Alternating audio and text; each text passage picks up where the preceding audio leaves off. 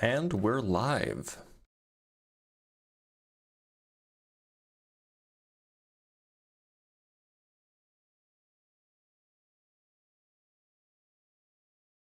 Make sure that I join my own. No sound detected. What do you mean no sound detected?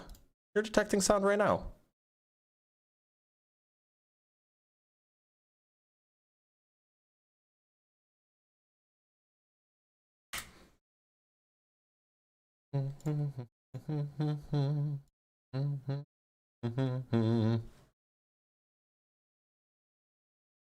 Oh, I still haven't figured out how to fix. Oh, maybe if I do that.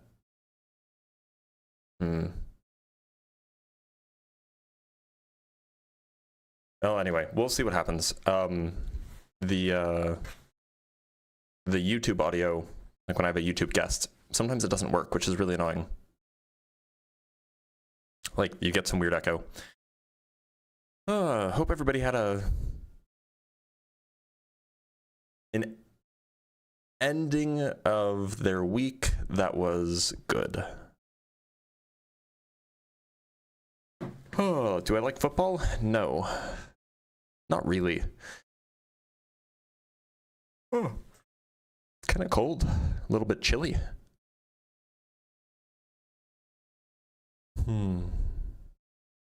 Maybe we'll have a chill day today, and it won't be all too loud. Why the name Blitz? That, my friend, is a secret.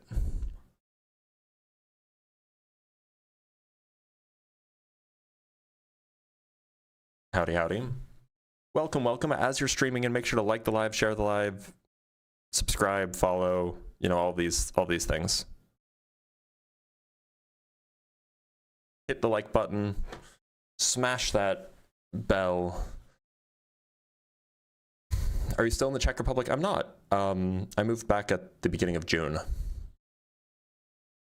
End of week involved a lot of a certain someone loving his big, beautiful Papa Bill. Yeah, I heard about that. That's very funny. The church doesn't lie? So are they just like loudly wrong about things on accident? Because look, both can be true.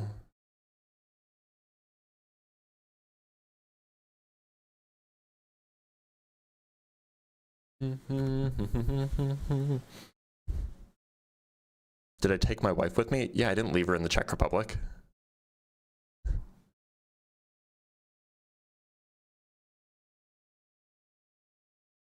Yeah, that conversation with John was something else, wasn't it?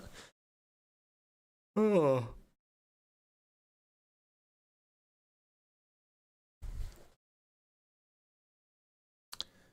Are you educated or have a lot of research done? Both. Both things, actually.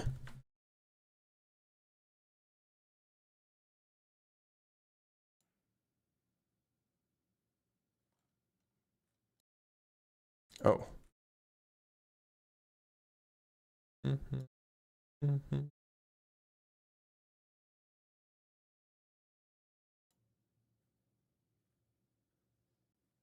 Test. Okay, we're good. Debate creationist Darth Dawkins. I have. He doesn't want to debate creationism. He wants to do the transcendental argument. That's all he can do. So the church made the Big Bang? No, I wouldn't say that the church did. I'm way too kind to people. I don't know. Is such a thing possible?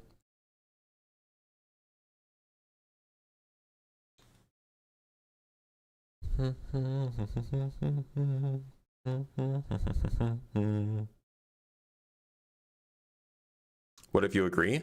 Yeah, then you just carry on with your day. Yeah, I know. So I brought up the swan analogy because it was especially hilarious. Yeah, Blitz, what's your workout routine? My workout routine is go to the gym a few months ago regularly, and then go on a work trip, and then not go back for the last few months and feel bad every single day. I should be going back to the gym, but am not. That's my workout routine.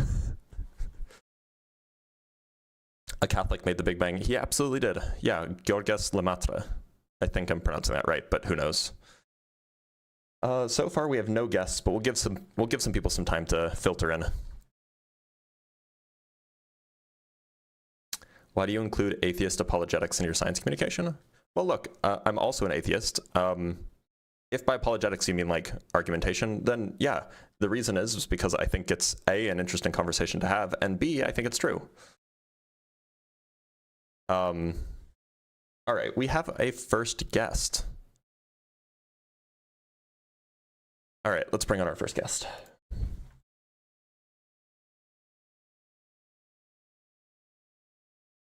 Affordable pest management.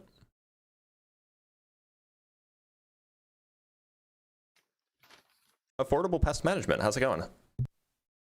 Oh, not bad. How are you? I'm doing all right. How old do you think the Earth is? I'm assuming around 6,000 years. Okay, and why so? Well, because when I look at biblical genealogy, which I use as the platform for time and history, it's roughly 6,000. Sure. What do you make of the the claim that we have evidence of far older things all around us? Well, I'm not talking about the Earth matter itself. I'm talking about humanity's existence. So, to be clear, the live stream is about the Earth. And I asked you how old do you think the Earth is, and you said about 6,000 years. Well, the Earth is like ageless. You know what I mean? It's matter. We don't know how long matter existed, ever started. None of us were there. We can only assume. It's a hypothesis. Is it the kind of hypothesis that we can test scientifically?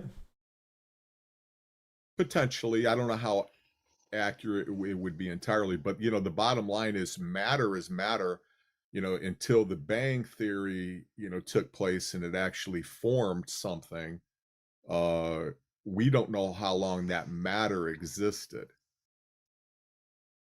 Well, I mean, look, surely we can agree that matter is older than 6,000 years. Well, absolutely. Okay. But we don't know when it formed. You know what I mean? When that matter actually conglomerated into a planet. You know what I mean? Well, we know pretty well. It's like 4.5 billion years ago or so. All right. So what? What does that have to do with anything? Well, I mean, you're saying the church lied about science, so I'm not getting that. Yeah. So like maybe your church didn't, and good for your church. There are churches that say that the universe is 6,000 years old. And that includes the Earth. Well, that's real stupid. I agree. Are we in violent agreement here? Well, I just have a real problem with broad assumptions, being painted with a broad brush against God. It seems to be insinuating against God, because it's the church and the whole atheism thing. And I just really have a hard time with it because, to be perfectly honest with you, if we're going to be completely fair with one another, there's no universal truth for or against God. Either way, on either side of the argument, we can't universally agree or disagree 100% on either side of the aisle. So I think we should just stay, within our walls, of what we personally agree with. Because we're I believe both sides paints with too broad of a brush. I'm not really understanding what you're getting at here.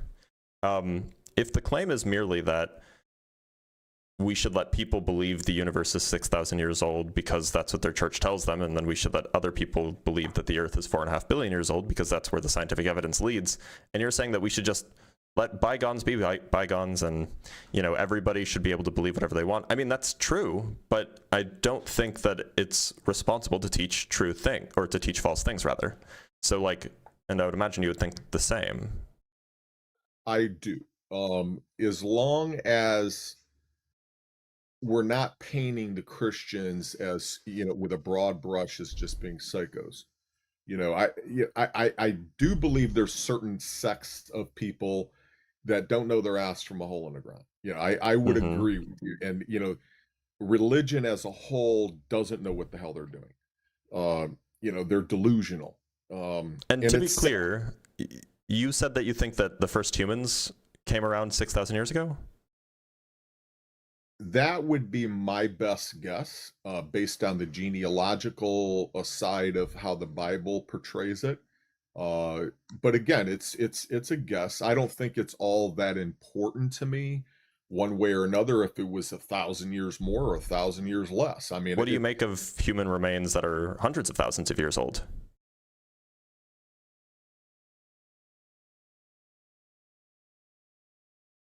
I don't know.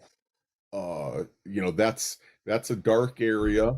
If it's true in our carbon dating and we're able to do that, I'm not 100% confident. I wouldn't stake my life or bet my farm on whether or not it's 100% accurate, but I'm just saying humanity, as far as we know, going back to genealogical side of Adam and Eve forward, it goes to about 6,000 years. Now, what happened prior to that? Um, with dinosaurs, which empirically is true. I mean, it's there and predates man. If there were some evolution involved with that with humans, I don't know that. I'm not surprised by it. I don't, I'm not going to negate it, but it really has nothing to do with me just because I'm more focused in on from Adam and Eve forward. But Uh, why do you in think the that book, Adam and Eve existed at all? because I believe the Bible to be true. I had to make a decision on that.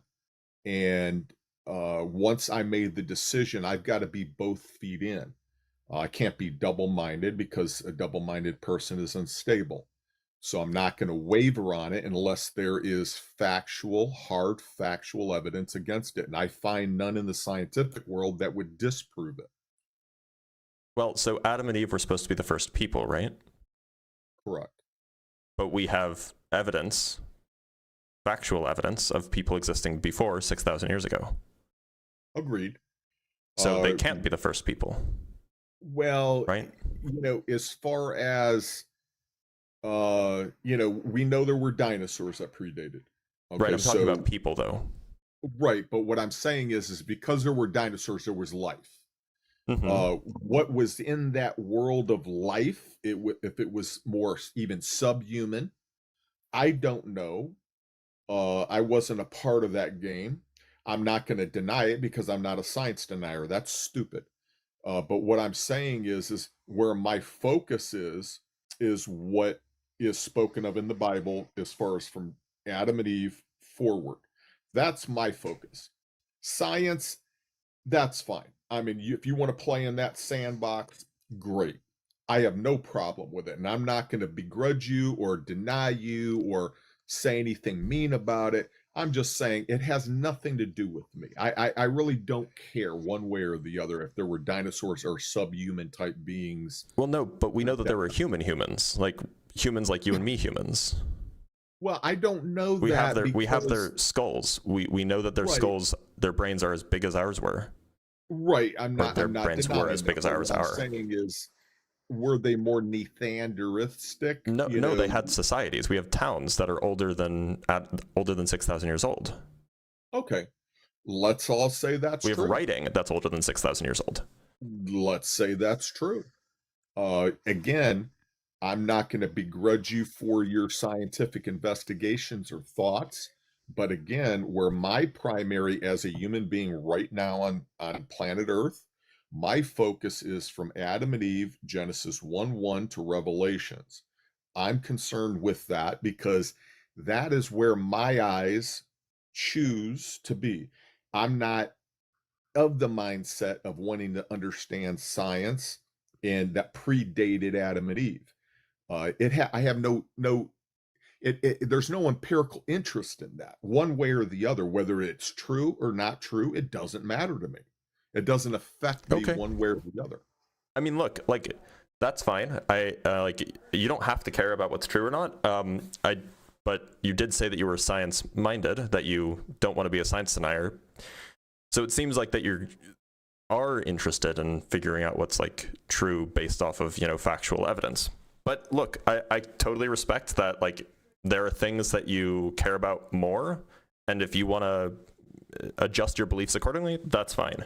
I guess we don't really have a place to go besides that then, affordable pest management. Anything you want to say before I let you go?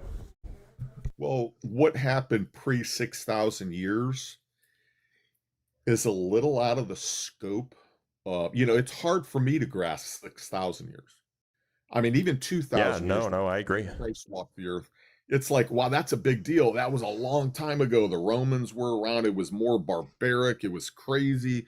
And then you go back another 2,000 years to the patriarchal time, and it's like, wow, that's crazy. That was a long time. The human mind, unless you're really adept into deep rooted thinking, I think 6,000 years is enough. And I think what we got to focus in on is whether or not, bottom line, there is spirit matter. And if spirit matter exists, then there's a potentiality that the Bible is accurate. It may not be fallible. It may not be without flaws because we're dealing with human beings over thousands of years.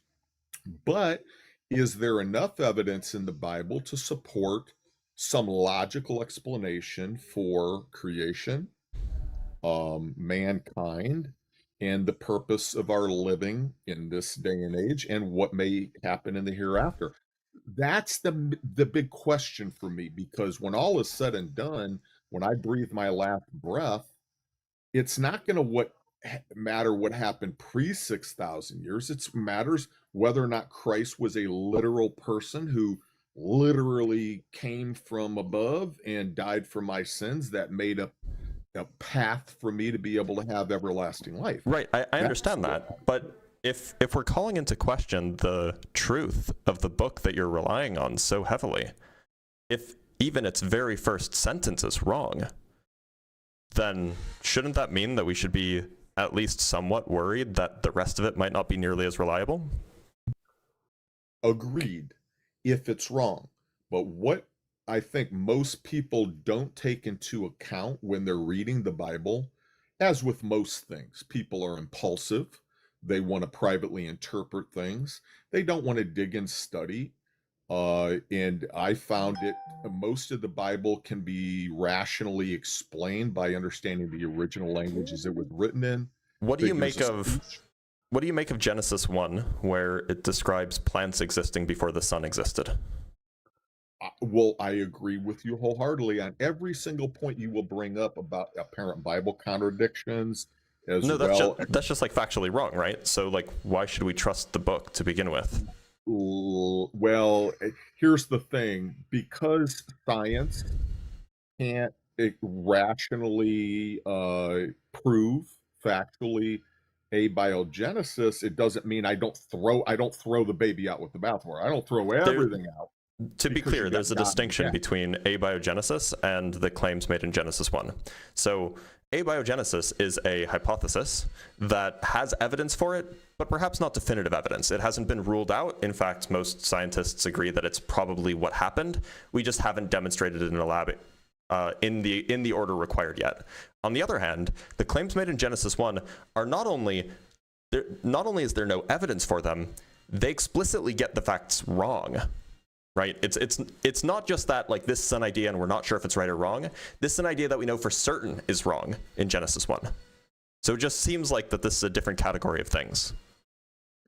Well, I would agree that there are anomalies, what's called anomalies, but what I have found in my studies of the Bible, that when one understands the Bible and studies it in light of the original languages, the Oriental customs it was written in, as well as the figures of speech it was written in a different culture and time, those anomalies all come and are rationally explained. Can you explain what the anomaly is that where in Genesis 1 it says that the plants were created on day 3 and the sun and the moon were created on day 4? Agreed. I don't deny Can you explain that. it? Well, you said that these kinds of anomalies have rational explanations. So what's the rational explanation? The rational explanation is that men wrote it over 2,000. Okay, we have no original manuscripts. I think we would agree with that. So Genesis 1 was probably written around 2,500 years ago. Correct. So because we have no original manuscripts, we don't know if it was mistranslated, miswrote by man, which is fallible. It says in the book of Revelation that if any man add or take away from this, may all the plagues be added to him. Now, if that is true, what is said in Revelation, then it is possible that men who are fallible can add or take away or mistranslate the understanding. So what I'm not going to do is I look at the Bible in its totality. I look at it and I try to be rational, fair, and open-minded about everything. And when I read it as a whole, I find more good than bad. I'm not saying there's not bad. I'm not saying that things aren't absolutely square and perfect. But what I am saying is me personally, when I read it, I find enough evidence in logical explanations for what is there as a whole than what is not there.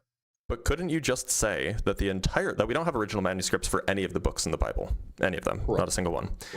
So why couldn't you just say, well, all of it could be in doubt.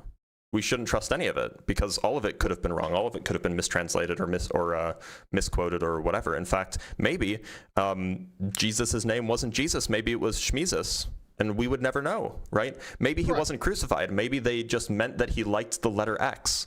Like, absolutely. So if the argument is that contradictions can be rationalized away by saying, oh, well, maybe this was a mistake, maybe it was mistranslated, then couldn't you just say the same thing about all of it and you shouldn't trust any of it? No, that would be like saying because there's anomalies in science, you can't trust it. No, so the point I'm making is that you have a book that has issues with it. It makes incorrect statements, and your justification for those incorrect statements is merely that, oh, well, we can't really rely on the current version of the Bible we have being the original. But if that's the case, then we can't rely on any of the current version of the Bible being the original because we don't have the original. Okay, so that would be like saying in the early days of studying science, the men and women who had good faith attempts at trying to understand what's going on made errors, clerical errors, or they made hard science, factual errors, but later got clarified and cleared up as man grew in his understanding of science. So should we, at that point in the beginning, should we throw out the science, or should we say no? There's a symmetry breaker here. There's a symmetry breaker. The symmetry breaker is that we don't. We can throw out the science that the early scientists did because we don't need the early scientists in order to do more science because we can just go look at the natural world ourselves. We don't have to rely on old records or on old experiments. We could throw away all of the science that was done before the year 1980 and we could recover every single true thing that they came up with, and we would not recover any of the false things that they came up with. However, because we don't have some kind of a primary source that we can go rely on for the biblical texts, we can't do the same thing with the biblical texts. All we have is the equivalent of the 1700s era scientists, and we can't go out and look at the equivalent of, the natural world. So the analogy fails because we just can't, we cannot self-correct once you're working with the Bible, but we can self-correct when you're working scientifically. Well, I would disagree with you. I think we can self-correct when it comes to the Bible because there's a lot of facts and evidence that comes to light as we grow in our understanding of the Bible. Like I said, in understanding the Bible, for instance, my professor went to the Middle East and he studied what's called figures of speech. It's just ways of saying things that were said at a specific time that it is beyond our understanding today. So the West Coast to the East Coast has slang and ways of saying things that we don't quite understand unless you live there. So what I'm saying is a lot of misconceptions can be cleared up with that. But those misconceptions are in things that are potentially incorrectly translated. Potentially, yes. And I would So, agree so with that. we can never know if those incorrectly translated or misquoted or poorly written versions are, accurately representing what the original was. We can never know that unless we go find an original manuscript, of course. Well, what I had to do is come to the blanket bottom line conclusion as to whether or not there is this mysterious God. Okay. So that was the biggest question. It isn't the anomalies written in the Bible. It's bottom line is there a spirit energy that is of higher intelligence than us who made all of this? So that's the first and most important critical key in the puzzle. So what I did is I sought that first, and I came to the conclusion that reality has an identity.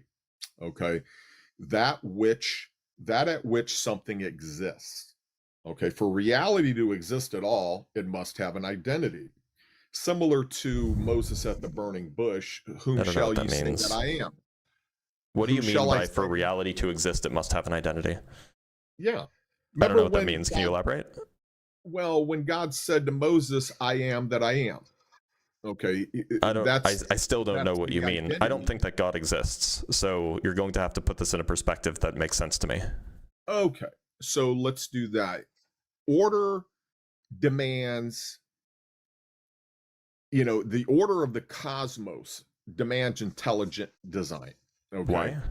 In order to bring about order, like in my personal life, like if I had a garden or cleaning my house or anything, order demands an intelligent mindset. Okay. Why I would have I to think that that's purpose to true? have order. Pardon me. Why would I think that that's true? Well, if you let nature go, like if I let plant life grow around my house and just didn't weed and cut my grass and take care of my home, disorder would take over. Not Okay, there always. would be no order. So what I'm saying is I have to purpose in my life to have order. Therefore, order demands an intelligent mind behind it. Look, so the fact that in order for your garden to be well groomed, you have to have intention, that does not therefore imply that any time there is something that looks structured, that there is intention behind it. You're going from, a sample size of 1, if you will, or perhaps a sample size of 1,000,000, to saying that this applies to everything in the universe. But I can just give you a counterexample. Look at crystals in a cave, for example, or pyrite crystals underground. These are things that look remarkably structured and remarkably orderly, and yet we know the natural process by which they arise. There's no intention behind them necessary. Agreed. Now, what I'm going to do with you with these issues is meet you on the 50-yard line in fairness and in honesty, because neither side, like I said, can mutually come to a conclusion that there is or is not a God. So, but what I'm doing is I'm trying to structure some arguments that would point in the direction that there is higher intelligence beyond ourselves. Now, what you do with that, as Hebrews chapter 11, verse 6 says, that it is impossible to know God without faith. So one has to come to a 50-yard line of understanding and say, okay, I'm going to look at everything and then try to draw some form of a conclusion as to the possibility of there being a God. Then I have to stretch forth my faith, in which I did, okay, because I had to come on God's terms. I don't study mathematics with an English book. I had to go to his book and say, okay, what is the criteria by which he will reveal himself to me? So I went to the book. I did what it said. I asked an honest question, looking up into the heavens. Look, if you're there, if you're really there, I said, I honestly want to know you. And if you are there and you can prove it to me beyond any, reasonable doubt, then I will live according to what you're saying here. Okay, so what's the proof beyond reasonable doubt? Okay, to me, it's subjective. Okay, it happened to me. It ain't something I can duplicate for you. But what happened to me is Hold on before you continue. So affordable. Okay. If your answer is you had an experience, I can 100% sympathize with that. I agree. Okay. Humans are susceptible to, changing our beliefs when we have certain experiences. Absolutely. I'm sure that if I had such an experience, I would change my beliefs. But when people start talking about their personal experiences, it's basically as interesting as when somebody starts telling you about their dreams. And so, like, it's enough for you to just say, yeah, I had a personal experience and it was compelling to me. And look, I'm willing to grant that. As long as you recognize that that's not a good reason for me to believe, then we can be in agreement. Well, I think that you and I could come to a general consensus that hypothetically, if there is this mysterious God, okay, if he's there, let's just suppose he is. Sure. He has every right to set his sandbox up exactly the way he chooses to. Now, if he chooses to say, I am not going to reveal myself in this day and age the way I did in times past, 4,000 years ago, where it was tangibly present. But in this day and age, I am going to compel human beings to want to know me before I do. That's his prerogative. I mean, I think you would agree with me on that. Let not the thing created say to the then creator. I wouldn't say he's all loving then. Well, your version of love is different from the next person's version of love. Like how you raise your family might not be the same as how the next guy raises his family. Look, if he wants a relationship with all of us and he loves all of us, then one would expect that he would meet the minimum criteria necessary for each individual person to be able to form a relationship with him. He did. No, he did. No, apparently not, because if he did, then everybody would have formed a relationship with him. Now, it may have been an antagonistic relationship. Maybe God revealed himself to some person, yesterday, and that person didn't like it, and so now they have an antagonistic relationship. But at least there's the possibility of a relationship that exists.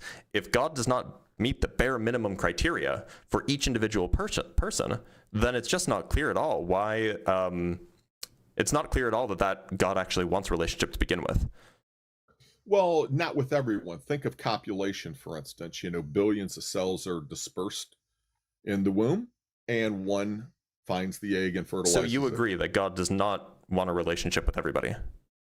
No, I say that those who intend to want to know him, he does reveal himself. What I'm saying are you familiar with non-resistant non-believers? Yeah, and here's the thing. So these would be examples of people that want to know and yet do not. Let me ask you a question, sir. You're an individual, okay? You're a unique individual, and you have a lot of great qualities, but you set parameters up around you where you only let so many into your inner space, so many into your outer spaces, where you have casual relationships with people. Then you have real casual, high and by, and then you have intimate relationships with people. That is God's prerogative just as much as it's your prerogative. You don't let everyone into your personal space. You don't let everyone into your home. Look, maybe you're just not picking up on the objection that I'm raising. If I wanted a relationship with, I don't know, the example I usually give is Scarlett Johansson. Let's say I wanted to be her friend, right? She seems like a cool person, has a good sense of humor. Fine. I want to hang out with her. I think that she'd be cool to hang out with. Do I have any hope? Would it be reasonable at all for me to expect her to, at least consider my friendship if she doesn't even know I exist? No. Okay. Similarly, if, let's say 60% of the world's population doesn't even know that the Christian God exists, how could God reasonably hope for a relationship with those people? That's an area that I choose to stay silent on because I don't know those answers. That's left for him. Here's what my theory is it's God's house. He can choose to allow those who he wants into his house, and then those that he doesn't, or that did not pursue a relationship with him, he would just take all of his attributes and move elsewhere and say, okay, you did not pursue a relationship with me, so I will take my attributes and go here. How could somebody pursue a relationship with him if they don't even know he exists? You're 100% true, and I don't have an answer for that. I wish I did. This is a problem. Like, consider this. Does God just not like Southeast Asian people? Because if you go to Southeast Asia, like, almost nobody's Christian. And Right. it's just because Christianity spread in the Middle East and it spread in Europe and it spread through the Americas. It just didn't make its way to Southeast Asia, at least not until recently. And, you know, by then colonization and forced conversion wasn't really a thing anymore. So like, it seems like your God is just like, yeah, I just don't like Southeast Asians. It just seems like he's xenophobic or something. Like what's going on there? No, I wouldn't say that. If you look at the genealogical breakdown as man progressed, you know, in the Bible, as you kind of read it, as it goes from Adam, Cain, Abel, you know, with the exception of the Philippines, by the way. The Philippines is very Catholic, I should say. Right. I'm talking about like Southeast Asia on land. When Go you ahead. look at genealogically how man progressed and then geographically spread out, it goes from a point where Jacob and Esau divided off. Okay. And then you see that those people, you know, did not pursue the Abrahamic traditions and went in their own way. So they became more barbaric. You can see that in the types of nations that, you know, Israel went up against, warlike, barbaric type people. And so I think God distanced himself from them. It's similar to those that... Do you think that the people in Southeast Asia descend from people in the Middle East 6,000 years ago? Potentially, I don't know that. Okay, for sure. I mean, it's strictly false, right? Well, I know this is if they're further away from God or their ability to understand. It's so maybe like God just likes white people more. Well, who knows? I don't know. You know, here's the thing. I mean, look, so you said that it's God's prerogative who he opens himself up to and who he doesn't. So it just seems like God just preferred like the whitish people and just don't really like the people of Southeast Asia, really. Which know is some kind of like messed up. That are highly Christian and very spiritual, and I know black people that are very spiritual.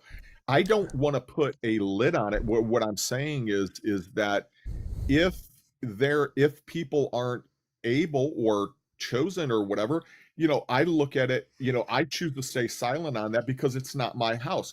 Who you invite to your party, sir, is your business. This seems like evidence that God isn't real, at least not an all-loving God. Well, you know, I respect your opinion, but what I'm saying is that can you I know respond to the evidence? Life always comes from life. You don't get life from. I'm sorry. Can you respond to the evidence that I brought up? Yep, I just did.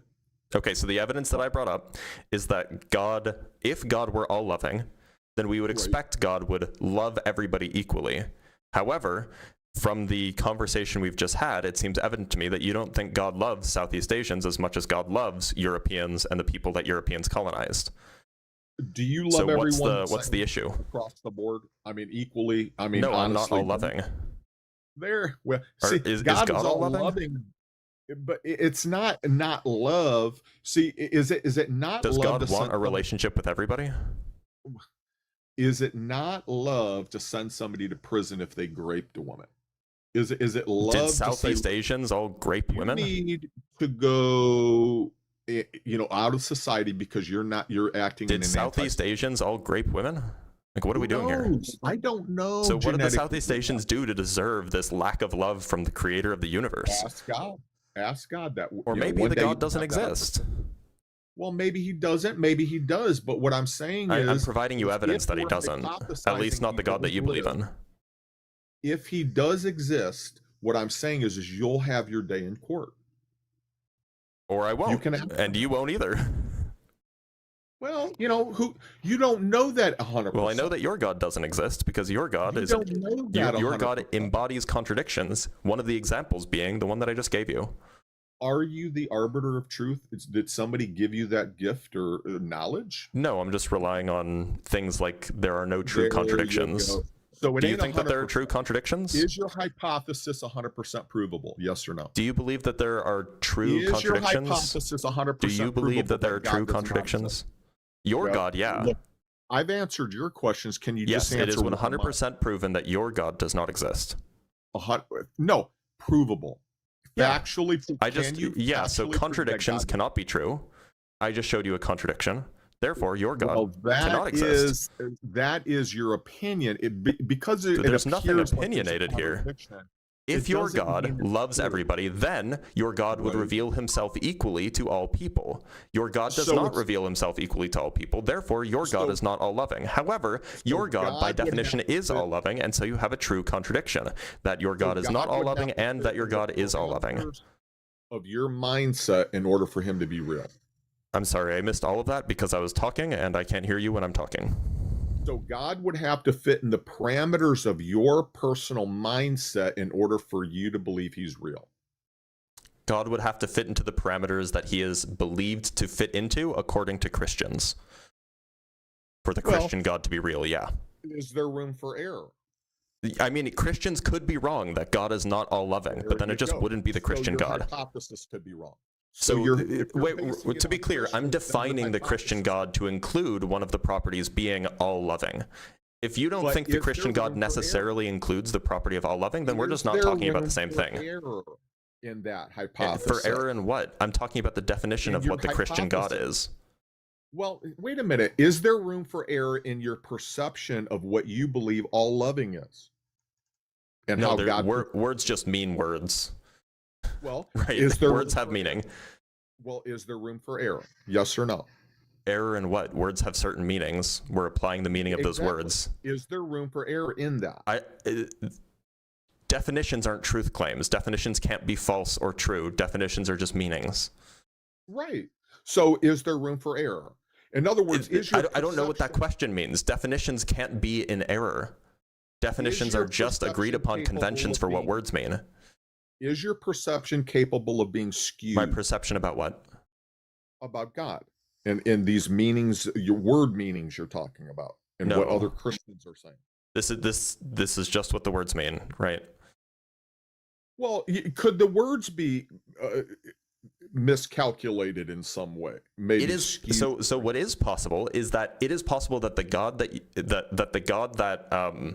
you know, Paul believed in or whatever, it is possible Right. that the God that Paul believed in, or that the God that Paul thought he believed in, actually doesn't have the properties that Christians think he has. For example, it's possible that Okay. if that God exists, that it doesn't have the property of all loving, or it doesn't have the property of all knowing, or it doesn't have the property of being good. Those things are possible, but then you're just not talking about the Christian God. You're talking about something else entirely. Well, let's just deal with spirit, a higher power. Is it possible there is a higher power, a spirit entity that is divinely inspired and created things? Yes or no? No, I don't think so. But that's a separate conversation. That's not the thing that you believe in. You believe in the Christian God, I right? believe in the Christian God. Right. but And so that I'm thing not saying is there's not anomaly. possible. But I'm not saying there's not anomalies that might have skewed your perception of him. And words The might not anomalies have- being that he describes himself as all loving and wanting a relationship with everything, even though he doesn't. How do you know that ain't skewed? Oh, okay. So look, do we you could know those agree. words So were if not that's skewed, then maybe you don't have a problem with divine hiddenness. But that means that the God that you believe in just isn't the God that you think he is. Which means Well, that you are incorrect about the God that you believe in. Yeah, well, I think we see in this world through glass dimly, and we're not given every single answer. And what I'm saying is there's enough there for me to base credible evidence that he does exist. Do I believe every single word? No, because it was written by man and it could have gotten skewed over thousands of years, but I don't believe the entire thing is wrong. Look, there's a problem here, because if you believe that if it's true that the God you believe in, let me rephrase, if the God you believe in is the God that is all loving, is all powerful, wants a relationship with everyone, then that God isn't real, right? The example of divine hiddenness demonstrates that. Now, you might say that I believe in a supernatural thing, and I think it has these features, but I could be wrong about it having these features. That's a different thing. But then you're just not believing in the Christian God. Well, that's everyone has a private interpretation. And I believe that you're sincere in your belief, but sincerity is no guarantee for truth. You're very sincere about trying to disprove God. I don't judge you for that. But what I'm saying is you can't base that entirely on fact. You don't have enough evidence to support that. The evidence is that the majority of Southeast Asia knows about Jesus and just doesn't think that he's God. And that's the evidence. And that's true. I think that we can agree that that's true. I think we can agree to disagree. You think that that's not true? Pardon me. I believe that Southeast Asians believe what they want, and they're going to be accountable for that. And I'm not. I'm not accountable for what the Southeast Asians do or don't do. Or what I'm not asking you to be accountable. I'm saying that if it's the case that Southeast Asia is filled with people who don't believe in the God that you believe in, and these people are not particularly different from other people, meaning that they're not like more principally opposed to Jesus just from some intrinsic genetic factor, then that means that there is a reason God has not made himself as available to people in Southeast Asia as he has to people in the Middle East, North Africa, and Europe. And it seems like if that's the case, then your God is not all loving and does not want a relationship with everybody. That's your perception. That is your belief. Which part of the argument do you disagree with? The all-loving. You don't think that he's all-loving? Because we send people to prison doesn't mean that society is not all-loving. Do you think that society is all-loving? For a reason. Please tell me that that's not coming from your body.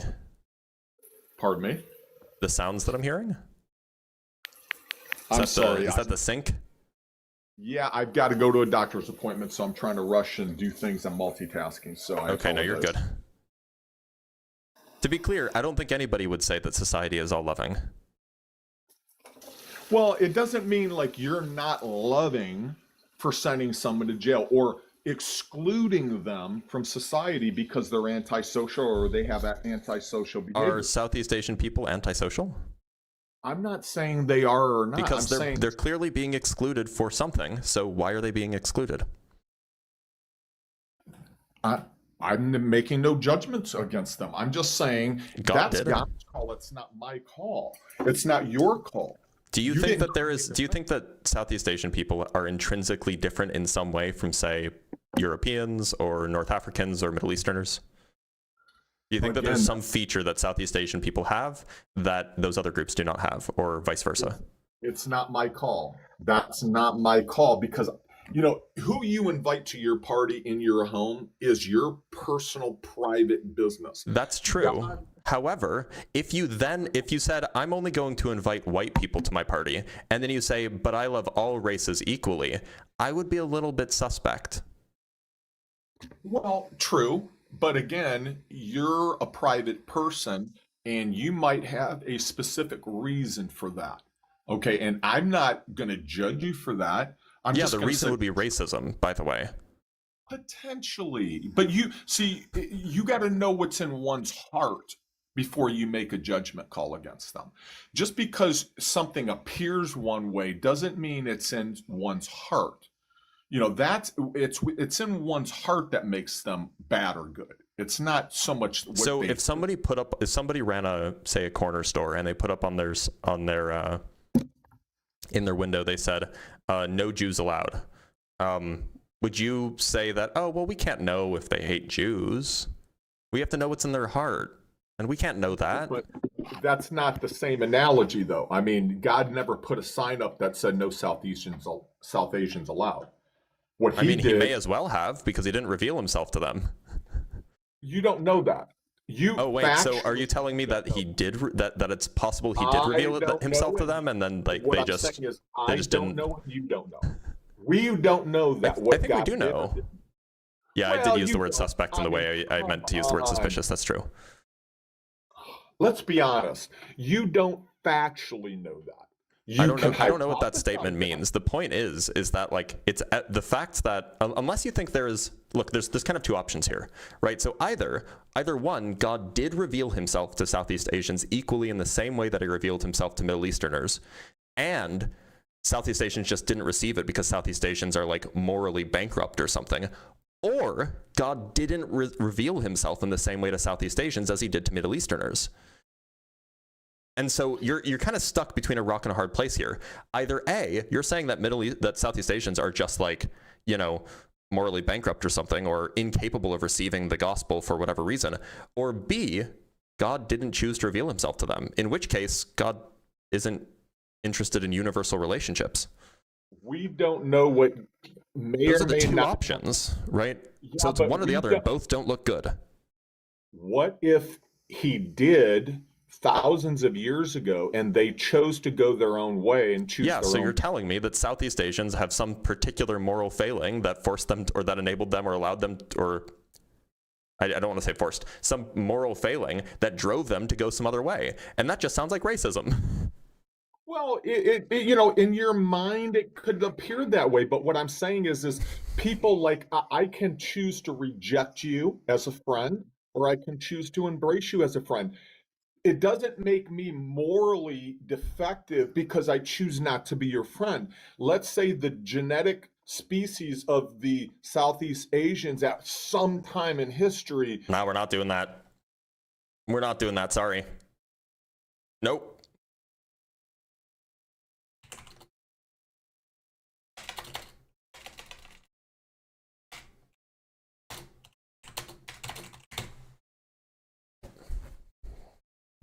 We were like hanging out on a knife's edge there for like a, you know, a hot minute, but like,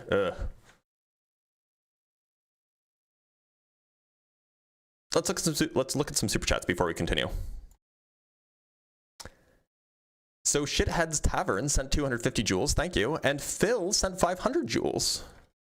And then it's just gonna spam those. Dave sent 500 jewels. I appreciate that for the thank you. And for some reason, my app is broken, so we'll just spam those. Echo sent 2 Canuck bucks to I don't know why I can't talk. 2 Canuck bucks to say God means energy. Jesus means the sun. I don't know if that's true, actually. But I appreciate the energy. All right, let's bring up another guest. Let's bring up PhD Free.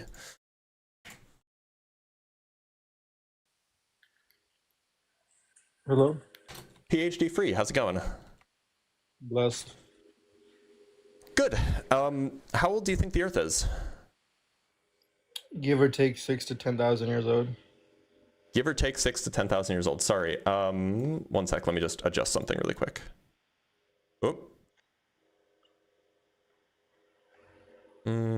Okay, good. Give or take 6 to 10,000 years old. Great. Okay. And why do you think so? Based off of a data and sample analysis of a Sorry, the what sample analysis? based off of a data and test analysis of Sure. the Y chromosome Yeah, okay. attachment to the mitochondrial lineage of the Americans to conclude Attachment to the mitochondria. So the Y chromosome doesn't interact with the mitochondria.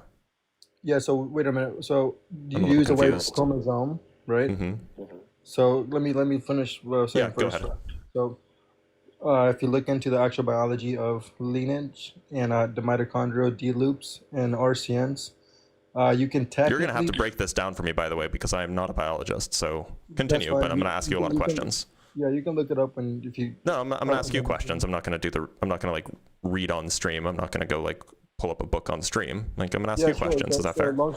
Yeah, sure. So long story short, you look into the mitochondrial evolution clock rate based off of a sequence of an alignment of progression. For example, So the mitochondrial DNA clock rate based off of a sequence of progression? Yep, from the D loop. So there's What's a the D loop? Can you tell me? Sure. Yeah, sure. The D loop would be referenced in biology. For this specific test that I'm reading, it's based off of a tree. Actually, they took a bunch of trees, and with this tree, they actually measured the branches, the length throughout a time, and with that time, they were able to calculate the rate of progression. The rate of progression of what? The D loop. What does it mean that the D loop progresses? Because I just Googled this just so I could know what the word means. So I guess the D loop is are you talking about the displacement loop? Yeah, it's a displacement loop. So it's a where, non-coding region in the circular mitochondrial DNA. Correct. Yes. Yep. So exactly. so what do you mean by progression of the D loop? Okay, cool. So why the D loop is important? So at least in this. Well, no, what do you mean by analysis- the progression of the D loop? Well, maybe I should like finish the claim first before you start. You correcting did. it. You said that the branching is related to the progression of the D loop. No, So no. I'm asking what you mean by that. So this claim isn't like your average sixth grade scientist. This is an actual claim, right? So Yeah. what I'm So saying- can you explain what you mean by the progression of the D loop? Yeah, sure, man. So for Okay. instance, throughout the sequence alignment of the mitochondria, there's a thing called a Cambridge reference sequence, which is called the RCRS, and the Okay. D loop. So the D loop it's excluded due to high mutation rates and the alignment ambiguity, which What means alignment? that What alignments? the alignments of the RCRS. Can you explain what RCRS is? I don't know what that acronym means. Yeah, it's a revised Cambridge reference. Okay, so the revised Cambridge reference sequence. So we have the revised Cambridge reference sequence. Okay, and so we're talking about alignment between what and what? Okay, so there's an RCRS, right? Do you want me to tell you what that is? Which is a sequence of presumably genes, right? Well, it's a sequence. Well, yeah, it's technically the first sequenced genes that we've seen that's been Great. consistent. Okay. Yeah. Sure. I'm on board. So there's an alignment between the RCRS and what? And the D loop. So they take the D loop, right? So the D loop. So the RCRS is the RCRS, I guess, is a full mitochondrial DNA sequence. Is that correct? Yeah, it is. And the D loop is just a part of it. Well, yeah, the D loop So is. The I don't part understand what it would mean for a part of a thing to be aligned with the whole thing. Okay, so let me. Okay, so let me, if you don't mind, let me tell you what this actually is before you start critiquing it. Yeah. I'm not critiquing. I'm just asking questions. I'm literally not making a critique. I'm just trying to understand what it is the claim you're making is saying.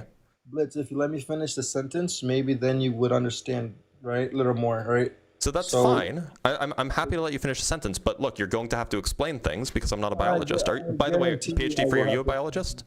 No, I'm not a biologist. No, I'm an independent researcher. Where'd you learn all this stuff? I'm an independent researcher. Where'd you learn all this stuff? Online. Okay, so from papers and stuff? Yeah, sure. You can Textbooks? look. Yeah, papers. No, not necessarily textbooks. Mostly papers and I have a big thing of debunking God as well. But the only difference is I came to a different conclusion than you did. Well, so the difference, I mean, it's not like I learned all of my stuff on the internet, right? But anyway. Well, yeah, buddy, just so you know, everything you learned in college, Blitz, is also online. So don't try to that's not true. credentials. Well, can you name me one thing that you know that I can't find online? Yeah, you can't find, there's a particular paper that I have that you can't find online. Yeah, bad. Tell me what's the paper called. Yeah, one sec. Yeah, sure. It's by Robin Graham. And I cited it in a recent paper. Let me just pull it up. I can never remember the So name. if you cited it, means it was already there, right? No, I cited it because I got access to it from a library. Okay, so if it's in a library, doesn't that mean someone else can get it? Yeah, somebody else can. You can't get it online though. Oh my God. Yeah. Anyways, can I finish my claim, dude? Okay, so we're gonna jump away from that. That's fine. Yeah, finish your claim. You pretended that you go to college, which equates to you can learn something that someone else can, which is a fallacy. Which is there are things that you can't learn online. Absolutely. Actually, you know what would be very helpful? Are books online? PhD free. Not everything that you would learn at a university can be found online. A lot of things can, but not everything. I guarantee you I'll find a book online. What's the book called, bud? So, to be clear, I already provided you with an example of a thing that I can reference. Book title. That's an author. Can I get the book title? That's an Arthur? What? You just said his name was Robin Graham. Am I wrong? Yeah, no. I was going to find you the name of the paper, but then you said that it doesn't matter because you can find it in a library. Yeah, that's still somewhere. But a library isn't necessarily online. Look, I watched your lives for a while now, dude. You appear to credentials and as if you have the equivalence to some form of superiority, which I think is very disgraceful. Have I appealed to credentials at all, actually? I think that we can leave that up to the audience. I mean, You I just will did bring that up my now. credentials insofar as I actually like can speak on things with authority in some regards, Yeah, specifically buddy. physics. Pieces But of an paper appeal to doesn't equivalent credentials to is when you authority. fallaciously use credentials to try to bolster an argument rather than providing an example of an Did you not expert just? that is familiar Yeah. with a topic being informed and speaking on that topic. That's a All right, different kind of Blitz, this thing. happens every time, bro. Like someone comes up, actually has a like actual conversation, and not Look, even look, 10 seconds. You can get that I'm happy to interruption. have a conversation with you. Yeah, don't interrupt though. So, Try to so comport before we yourself for continue, 5 seconds, is there like a Blitz. good paper that you could tell me the name of or something so I can pull it up so that I can look at it while No, you're it's not. telling me your argument? Yeah, it's not a paper. It's just a genetic. It has. It's not an actual paper name. It's just a bunch of. It's a collab of data based off of mitochondria. Okay, so what's the what are the data points that you're using to extrapolate to 6 to 10,000 years old? Sure. I used the. I don't know if you're familiar with Noah's family from the Bible. So I started off with Yeah, biblical sure, like chronology. the Noah, his wife, and then a few of his children, right? Sure, yeah. I start off with biblical chronology, and with that biblical chronology, it states that biologically, if the Bible has any form of relevance, that by definition, you would be able to find how in your DNA system, it would all have to come back to a female. Because if you look at the Bible's ancestries, right, Noah had daughters Well, I don't first. know what you mean by it would, that, like, what would all have to come back to a female? Okay, so have you read the Bible? Yeah. Well, I haven't read the Christian Bible. I've read the Hebrew Bible several times. You know, yeah, well, that's fine. But do you understand in the Bible how Noah had daughters first? Sure, I'll believe that. Yeah, so I don't there remember was the names of Noah's children, so. according to the context of the Bible, apparently there was a flood, right? And in this flood, Noah and his family were the only ones that survived. Everyone else Sure. unalive. Yep. So if everyone else unalived, Noah and his family survived. He had daughters and sons, but daughters were first. Then that means biologically you can track the mitochondrial sequence back to a female origin. So if this is true, then you can take a sequence of data, and with the sequence of data, you can come to a conclusion based off of your own analysis to see if it's real or not real. Yeah, And so what what kind of data would you use to come to the conclusion that the common origin or the common female ancestor of all living humans originates from 4,000 years ago? Yeah, sure. You have to take, well, good question. So first you have to find out where was Noah's family at least according to biblical scholars and biblical context. It would have been like somewhere in Turkey, right? Well, that's what I'm saying. You have to look at the post-flood female ancestor, Eve, actually. So Well, wait a minute, where, hold on. So we can't assume that the thing that you want to be true is true and use that to inform our data analysis. We have to look at the data and see if it agrees with, a 4,000 or a common female ancestor 4,000 years ago. So I'm assuming you know how the scientific method works, right? Absolutely. You should. I know Nathan Thompson schooled you on it last time you debated him. But Sure. so the scientific method works like this, right? You have an assumption, and with that assumption, you come to different characters of the scientific method, apply that sequence to that hypothesis. So based off of the hypothesis of I think 4,500... that you're getting the scientific method wrong. Wait, am I? Yeah, scientific Want me to- method is do you first want you me make to an offer- observation, Wait a minute, you form wait a minute. you form a hypothesis proposing an explanation for that observation, you use that hypothesis to make predictions about new novel observations, you run tests or make observations to check whether the predictions of your hypothesis come true, and then you run data analysis on those tests and on those observations to verify whether or not the data agrees with your hypothesis or does not. That's the scientific method. I don't know what you were talking about. Yeah, that's like a very vague scientific definition. I would expect something more. That's actually I like would the from you, the Blitz. exact precise scientific method. Yeah, so with There's the nothing scientific really method, vague there at all. maybe you neglected the main part, right? So in this process of this hypothesis and observations, you also have to come to a sequence of making an experiment that applies to the scientific method based off of the independent variables that you can actually You control. don't need to use independent variables to do the scientific method. You can rely solely on observation. If I want to conduct a scientific experiment, Blitz, do I need to manipulate this experiments from other factors? You can do the scientific method merely with observation without experimentation. Yeah, so if I want to say that gravity is real, Blitz, would I not need to be Wait a able to minute, manipulate? is this the same Free that's a flat earther? Why does that matter? Because it just destroys your credibility if it's true. So wait a minute. See, that's a fallacy right there. Because I have a different point of view from you that destroys my my reference. It's kind Well, of no, because I've spoken with you before, and I know how Bro, I've spoke to incredible you before. are. You ran from That destroys your credibility.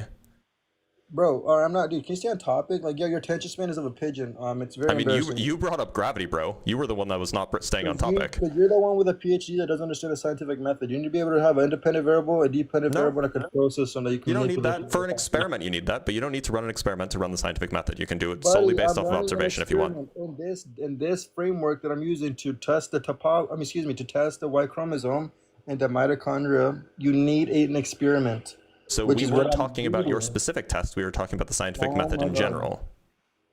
Okay, so Blitz, are you done questioning things? Can I speak for a sentence? Yeah. So what is the hypothesis that you made? Or I guess the hypothesis is probably pretty evident, right? The hypothesis is that I guess that the female lineage traces back to a single ancestor around 4,000 years ago, right? That's probably the That's part of it. hypothesis. Are you done? That was a question. Yeah, I said that was part of it, right? So that's what originated by actual like wanting to actually give a damn about this in the first place, right? Well, so 'Cause I then think what's the that's full pretty hypothesis? self-relevant. Yeah, the mitochondria from this root work of genetics. The mitochondria has a single consistent with one woman, and with that consistency, 4,000 years ago, right? 4,500 years Okay, ago. sure, 4,500, sure. And with this, I should be able to find somewhere in the world a consistency here that holds back all the way to the old African, somewhere in the African Americans, if that makes any sense. No, can you rephrase? Yeah, sure. The mutation rates of this mitochondria should be either fast or slow enough to compress a data timeline of 4,500 years ago, a mutation. And with that mutation rate, I should be able to observe with this experiment a tree, and the tree branches length to I would say consistent with this time period of mutation of 4,500 Okay, years. so it sounds like you kind of lumped in your predictions with your hypothesis, but that's fine. So your claim is that if it's the case that there was a single female ancestor that all modern human females descend from 4,500 years ago, then we should be able to see, given the mutation rates of the mitochondrial DNA, we should be able to see the deviations from that single female human ancestor that has a certain amount of mutations that line up with 4,500 years worth of mutations. Is that correct? Yes, but also you forgot the part where this is referenced from biblical chronology, right? So with this biblical chronology, it's in reference from a timeline from the biblical flood, and from this biblical flood, the mitochondrial branches, the actual pattern of its mitochondria should reflect the migration from this location of this flood. As far as the personnel, Do you have a hypothesis for where that flood happened? Oh, did you just like unplug your headphones or something? Okay, never mind, we're good. Because you can't say it should reflect the migration patterns if you don't have a hypothesis for what the migration patterns were. So do you have a hypothesis for what those migration patterns were? That's not based on the analysis that you've already run? Well, yeah, from the paper, it would have to be correspondence to, it's actually based off of the Northeast Asia. And it's actually three. It's North America, Northeast Asia, and Bergia. And what was the third one? Berninja. Beringia? That's Northeast Asia. It's northeast of Asia. Yeah, it's the same place. So it's two places? Yeah, well, I'm gonna be honest. The Bible is kind of weird, dude, because they say two things. They say they were at two locations, but regardless, in this like example that I'm referencing, it should be with one of these places, right? Well, but the Bible refers to Mount Ararat, does it not? Well, the paper. Well, yeah, the papers like the actual paper that's constructed is referenced from the migration from Asia to the Americas. And then I'm assuming. Right. So to be clear, do we agree that as that part of your hypothesis is that this mitochondrial DNA, the migration rates should be able to track back to Mount Ararat, which is somewhere in Turkey or somewhere perhaps in the North Middle East? Exactly. Okay. So what is the evidence that supports this?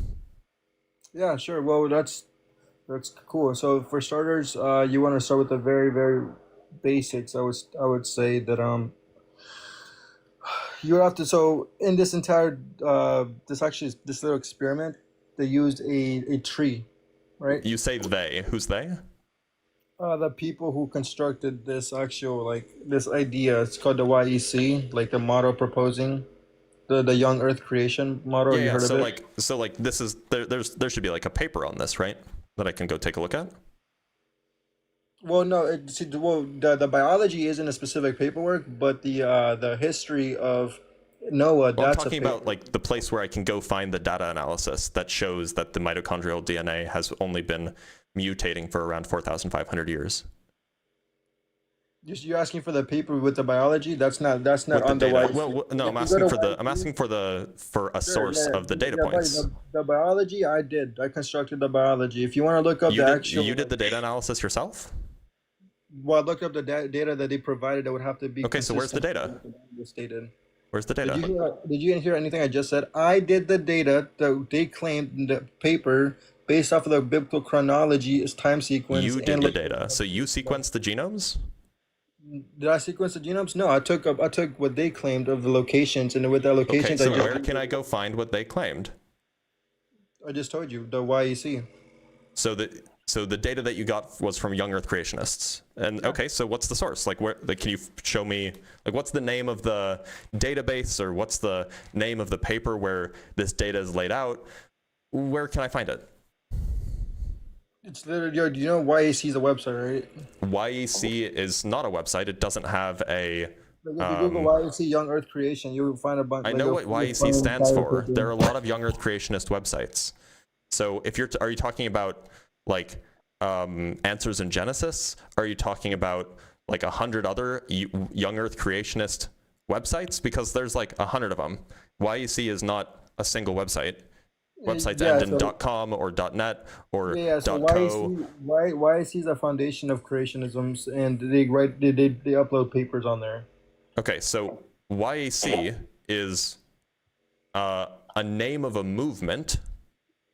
Yes, and if you look What's it up the right now, you can website find- that for the organization that you're referring to? What is the website URL? there's a bunch, man. You can look up the National Which- Center for Science and Education. Okay, so wait, National Center for Science and Education? Yo, Blitz, what you're trying to do is you're trying to find a specific document that's reference to this alignment. Well, which you're making a big claim that's reliant on empirical facts that can be found and should be available because you didn't collect the data yourself.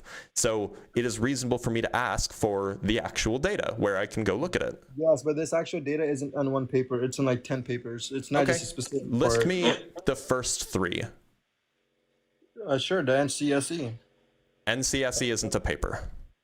Buddy, that's the website, and this. The there's a title NCSE is the called National Center for Science Education. Give me a name of a Yes. paper. January 22nd, 2016. There's an article of the Young Earth January Creationism. 22, 2016, NCSE. And I'll even type in Young Earth Creationist so I can see if I can find it. So my guess is presumably, okay, so is it this one? This is not a paper. Okay. Are you, wait, hold You want on. me to like turn on my camera, bro, and do it for you, or what? Hold on, I'm just gonna show everybody what we're referring to. Or what we just pulled up together. Okay, so this is what, so I typed in January 22nd, I don't know if everybody can see this, January 22nd, 2016, NCSE, Young Earth Creationist. That's what I typed in, right? The Yes, first there's link I clicked people was from who January 22nd, 2016, fine. Yeah, This is the there's website that I got. people- Is this what you're referring to? Yeah, there's people on this article who try to debunk people like me, right? And try to like, just like I was trying to debunk the Bible, right? Yeah, so So this that's is what not I'm a here. paper that has data in it, is it?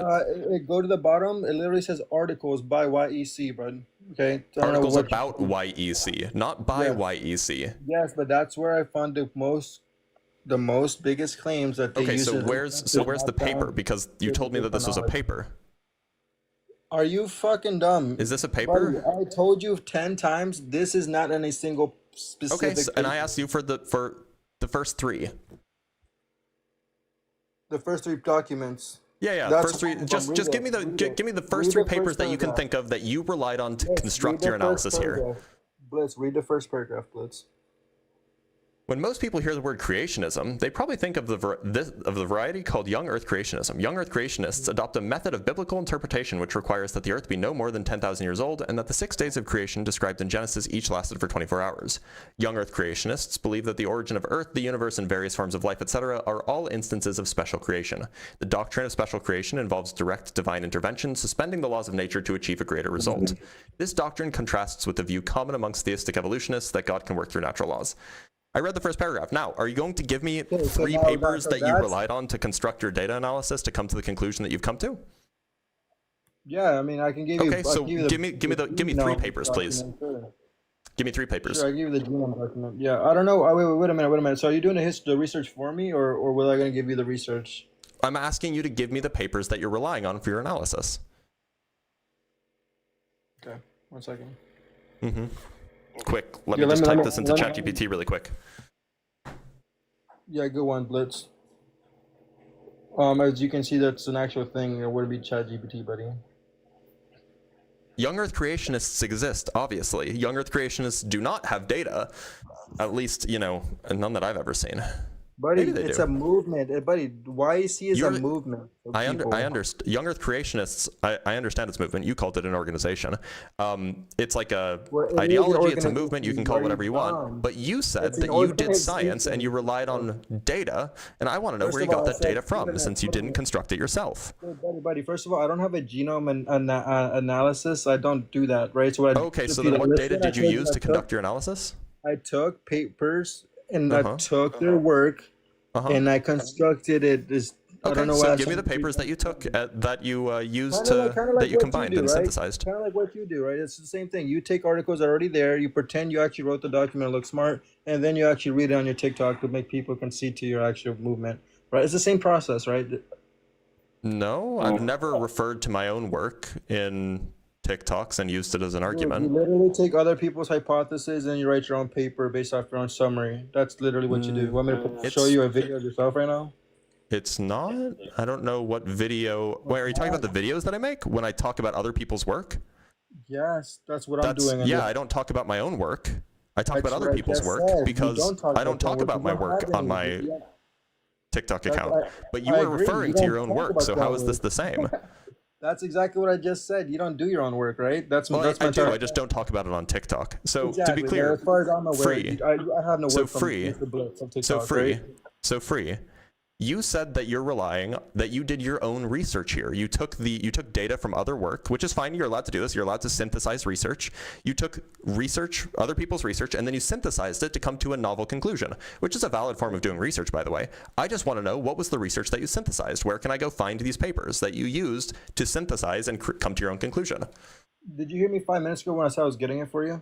Yeah, and you were stalling because you were typing it into ChatGPT. I understand. Yeah, it's not ChatGPT. Dude, what the hell? Why are you so obsessed with ChatGPT?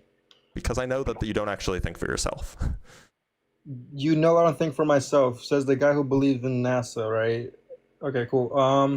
I don't know what it means to believe in NASA. Don't you believe in NASA? NASA is an organization that exists. Don't you believe in their credibility? Do I think that they are credible? I think that, well, yeah, right now I don't think that they're very credible. I think that in the past they've been very credible, though, yeah. Okay, sorry about that, chat. Everyone who's watching, 1,000 people watching, NASA is not credible anymore, according to PhD Blitz, so please stop believing well, NASA. I mean, considering that the head of NASA is a political appointee rather than somebody who's interested in science, yeah, I'm not so sure whether I would trust their conclusions right now. Politically not credible. So politically it's not credible, but not scientifically. Well, no, I just don't know if I can trust the head of NASA right now. Okay, anyways, here's the paper, man. Here's the what's the name? See here. Let me get it. I got the name. Here it is. I got Nathaniel T. Jensen. Here's one of them, and then the other one is. And what's the name of the article? It's gonna be. Oh, here it is. The title is going to be called the Y chromosome analysis. All right, let's see if we can find it. It's did you get the author's name right? The researcher's author's name Yeah, Nathaniel T. Jensen. Yep. It should be, and then there should be another paper correspondent named Daryl Roberts. Let's start with this one, right? Yeah, that's one of them. Yeah, and then if you want. Okay, Sure. so let's just look through here. So they have some, I guess they're talking, this is a table that says similar structures in mitochondrial DNA and Y chromosome trees. So this is the percent African and long branch clusters. Interesting. Yeah, There are haplogroups that I guess number of haplogroups. Percent Asian plus Native American and node neighboring long African branch clusters, which are both close to 100%. Try actually reading it, Blitz. How crazy would that be if you actually read it? So here's what's crazy, and here's what everybody should recognize. This was published in Answers Research Journal. Now we can go look up whether this journal is legit, right? And I'll give you a hint, it's not, because it's hosted by Answers in Genesis, right? Answers Research Journal is when you say legit, pause. It is considered legit depending on your definition of. We don't have to use the AI overview if you don't want to. We can just go to Wikipedia. So wait a minute. How are you defining legit? What does that mean? Taken seriously by the scientific community. Oh, this is an open access creation science journal published by Answers in Genesis, a fundamentalist Christian apologetics organization.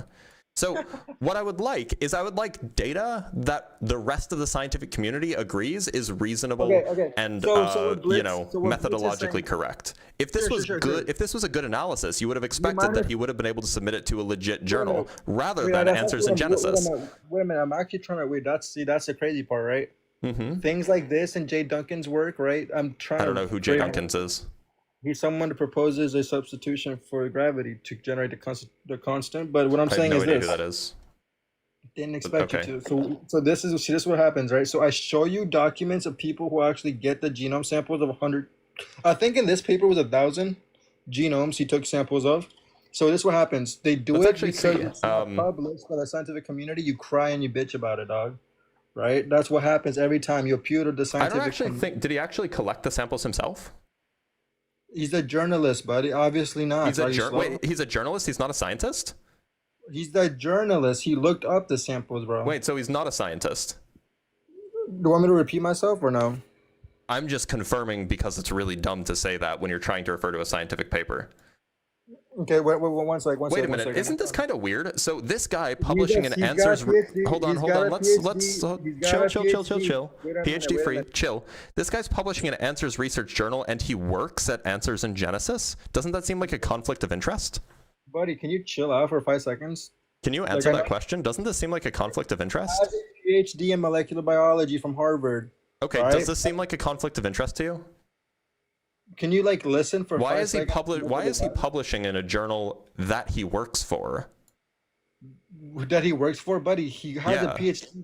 But he has a PhD in molecular biology from Harvard. You're not answering my question. Why is he publishing in a journal that he works for? Wait. He has a PhD in molecular biology. That's great. Can you answer my question? Why should I care? Is the work real or not? Because it's a conflict of interest. No. Does he actually cite the conflicts of interest anywhere in his paper? You said what? Does he actually cite conflicts of interest anywhere in his paper? Because that's like a thing that scientists do. Look, conflict. No, he doesn't cite conflicts of interest anywhere in his paper. Even though he's publishing in a journal that's owned by the company he works for. That's called a conflict of interest. And there's a reason why. While I was in the Czech Republic. So I was in the Czech Republic. While I was in the Czech Republic, I worked at a university that was. It's funded. Wait a minute. It's an independent. Sorry, I'm in the middle. I'm in the middle of a sentence. I worked at a university. I worked at a university whose chief editor was also the department chair of my university, of my of the department that I worked in. He was the department head. And there's a big journal that he was also the chief editor of. And so I never submitted a paper to that journal because it would have been a conflict of interest. Why is this guy publishing in a journal that he works for? Isn't that suspicious? Wait, is that a crime? You don't actually It's have the bad scientific practice, and it shows that we probably shouldn't trust this. That, combined with the fact that the journal itself is not reputable amongst scientists, and coupled with the fact that it doesn't seem like he's actually willing to cite his conflict of interest anywhere, that calls into question the validity of this analysis. Yeah, wait a minute. The only thing that he actually referenced was the AIG's donor base, the people that actually donated it, which is independent people that supported his independent study. I'm sorry, this is his address. His address is located at Answers in Genesis. Buddy, did you hear anything I just said? You asked for conflicts of interest. The only thing this that's is a conflict of interest. The only thing documented is the funding. You're right. He didn't document his conflict of interest. That's a problem. Did I deny that? So you agree that's a problem that calls into question the legitimacy of the research. So yeah, let's do this is what you do every time, right? So you skip past all of the biology and the words that you're too lame and lazy to learn. So then you just critique things based off of what you're used to because it's uncomfortable. And so makes there is a first past the post criterion that we should all use when investigating research, and that is that we should look for conflicts of interest. B, we should look for the credibility of where the publication is found, and C, look into the credibility of the person who's publishing. These are all important things to look into when examining a paper, especially when examining a paper in a field that is not your field of expertise. Go ahead. PhD in molecular biology. How the fuck is that not his field? No, when I'm examining a paper that's in a field that's not in my area of expertise, the things that are the most reliable way of determining whether the paper will be reliable, whether the paper is accepted by other scientists, etc., are those three questions. This is not in my field of expertise, but what I can do is I can look for conflicts of interest. I can look for credibility, and I can look for legitimacy of the sources of the source of the data. And it looks like this paper fails on all of them. Bro, Blitz, I'm gonna be honest, dude. This is what happens. You're too lazy to learn anything new. If you want, I can teach you the big words you don't compute, right? So if you want to learn what a D loop is or what a genome is, take you back to 8th grade biology. We can do that.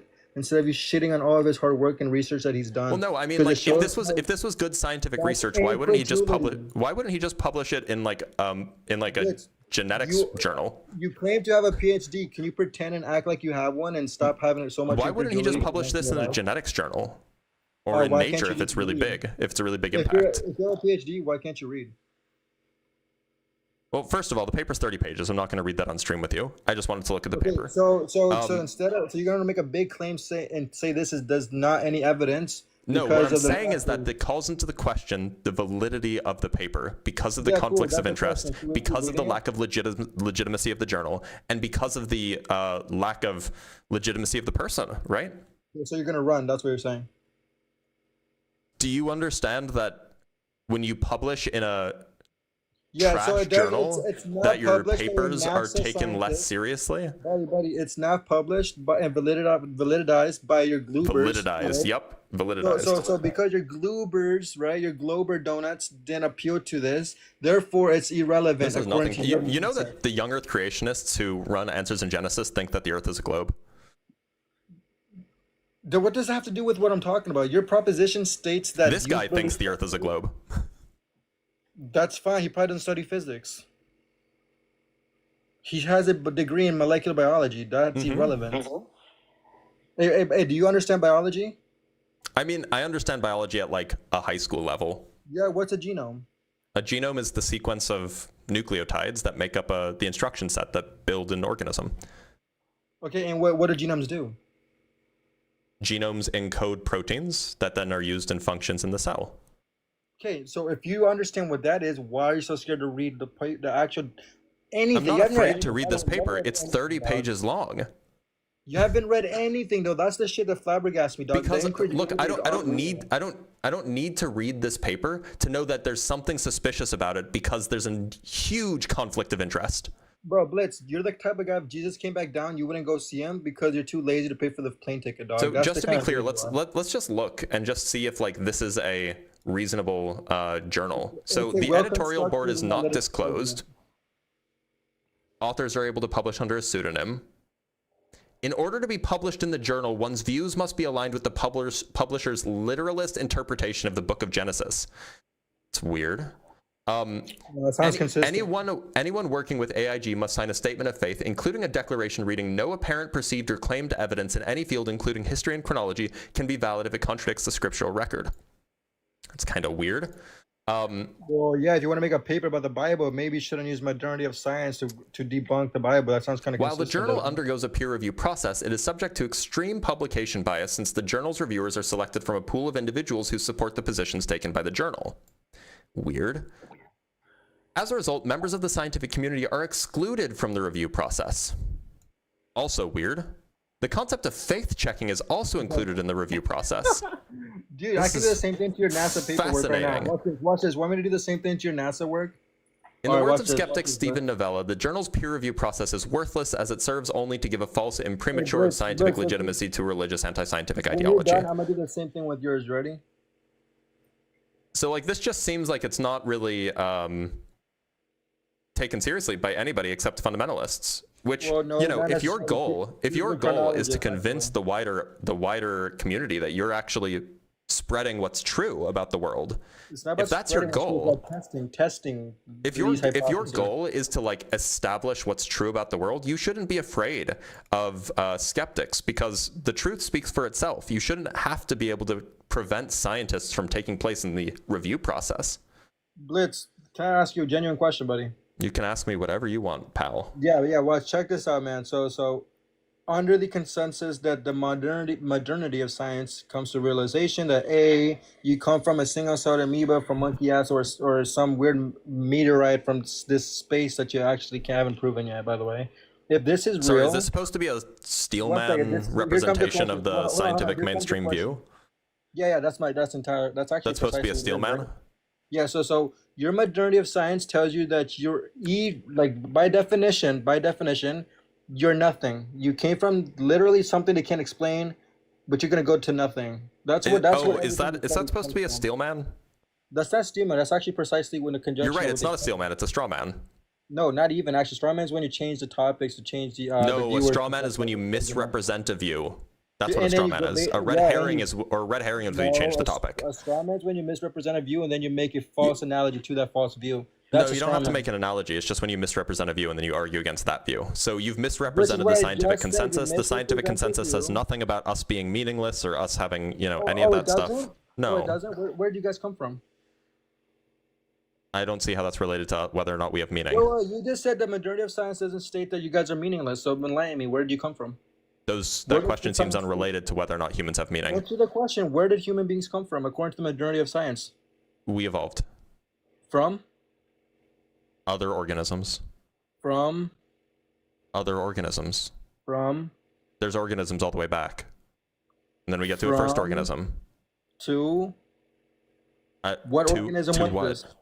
What organism was this? Universal. It's called Luca. Last universal common ancestor. Like I just said, everything in modern science states that you came from a single-celled amoeba, and then you evolved to some monkey fish or some shit, right? And then you evolved to this human being that has consciousness, which, by the way, isn't in the periodic table, but somehow we still experience something that's not a scientific paradox.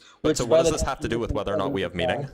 Well, no, the point is this, right? So so do you admit that you strawmanned? No, that's not straw man. I told you. So where in any of this conversation that we just had did the scientific mainstream consensus come to the conclusion that humans have no meaning? The part where everything about a human being comes from a single-celled amoeba. How does that imply that humans have no meaning? And how is that the scientific consensus? Can you provide evidence for that, please? Wait, aren't you the same guy that argues normatives? Don't you do that when you try to debunk God, pretend God's not real? That's you, right? That was you? No. I don't really do the moral debate. Wait, that's bullshit. I've literally seen you live 2 days ago. You were using the most basic... I wasn't live 2 days ago. Wait, so 3 days ago? Maybe. I don't know what live... I think that I did the flat... No, I think I did the Flat Earth live 3 days ago. No, you didn't, bro. I was literally watching your live, dude. You used the most basic arguments. So the lives that Oh, no, you're right. I did the God debate on Friday. Oh, thank you. Yeah, so I guess I'm not as local as you think. Oh, right? no, I'm sorry. No, Friday was the 14th, right? No, I did the Flat Earth debate on Friday. I did the God debate on Thursday. So that was 4 days ago. Yeah. So where in modern science do we get the claim that humans are meaningless? All right, 1 second, man. Let me actually like crack my fingers because you're probably gonna run from this. Your like delusional laughter, by the way, is really embarrassing and doesn't make you look like you know what you're talking about. Says the guy that's so confounded that he evolved from a single cell amoeba, right? That's why I'm laughing because it's so how Incredulity is not a good argument, Free. Bro, can you wait a minute? Can you let me finish, right? So No. this is what happened. I'm gonna cut you off if you say something stupid. I'm sorry. Okay, so now you're gonna cut someone off and say something stupid because it appeal to your mindset and worldview, correct? Well, I'll cut you off if you say something stupid, yeah. Or Sure, sometimes I'll just let you cook yourself.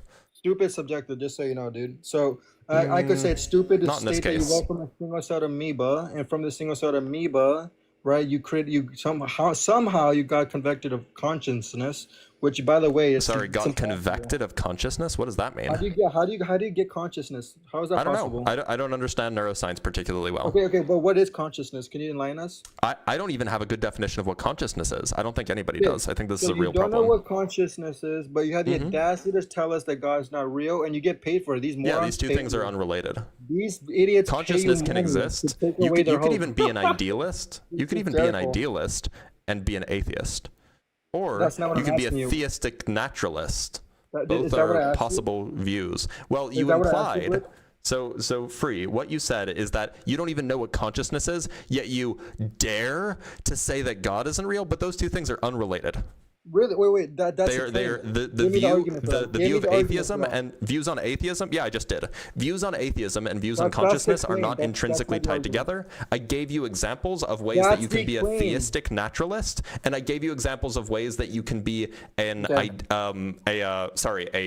theistic naturalist and an atheistic idealist. These are both views that people hold, and if you can hold those views, then that means that you can have no idea what consciousness is if you're, say, a theistic naturalist, and still believe in God. Or you can have what you believe is a complete worldview that makes sense of consciousness and not believe in God. The two ideas are not related to each other. Wait a minute. So you're telling me something that isn't on Earth or on a periodic table can give us an experience outside of Earth, but at the same time you're telling me that there's no other experience outside of Earth? You seem confused. Do you want to try to phrase that again in a sentence that makes sense? Can you try to comprehend? Hey, listen, try to comprehend, right? You're the one with the PhD here, right? How can something that's not on Earth's periodic table allow us to have an experience, quote unquote, consciousness, but also come to the realization that there is no other things than Earth, aka heaven or God or hell? Do you think that was a coherent sentence? Because I caught it for the first half, but then you just kind of lost it afterwards. Okay, so one more time. It sounds like what you're saying is, how can you have consciousness if consciousness isn't on the periodic table? Is that the question? Do you agree that consciousness isn't material? I don't know. I lean towards consciousness being an emergent property of material things. Wait. So wait a minute. It's an emergent property from material things. So I lean that way. That seems plausible to me. Wait a minute. Please explain how that's even possible. How can one be dead, have the same material, but they don't have consciousness? Dead things are not materially identical to living things. Okay, explain that. Yeah, so dead things, so in order to be living, that's like a process. There's chemicals that are being exchanged between neurons. There's, static chemical gradients that exist between like inside and outside of cell walls. These kinds of things are present in living things, but they're not present in dead things. Wait a minute. So you're saying right now that brain activity, consciousness, things that have non-matter can give us this, I think That's a claim. How do you know they have non-matter? Wait, so does consciousness matter?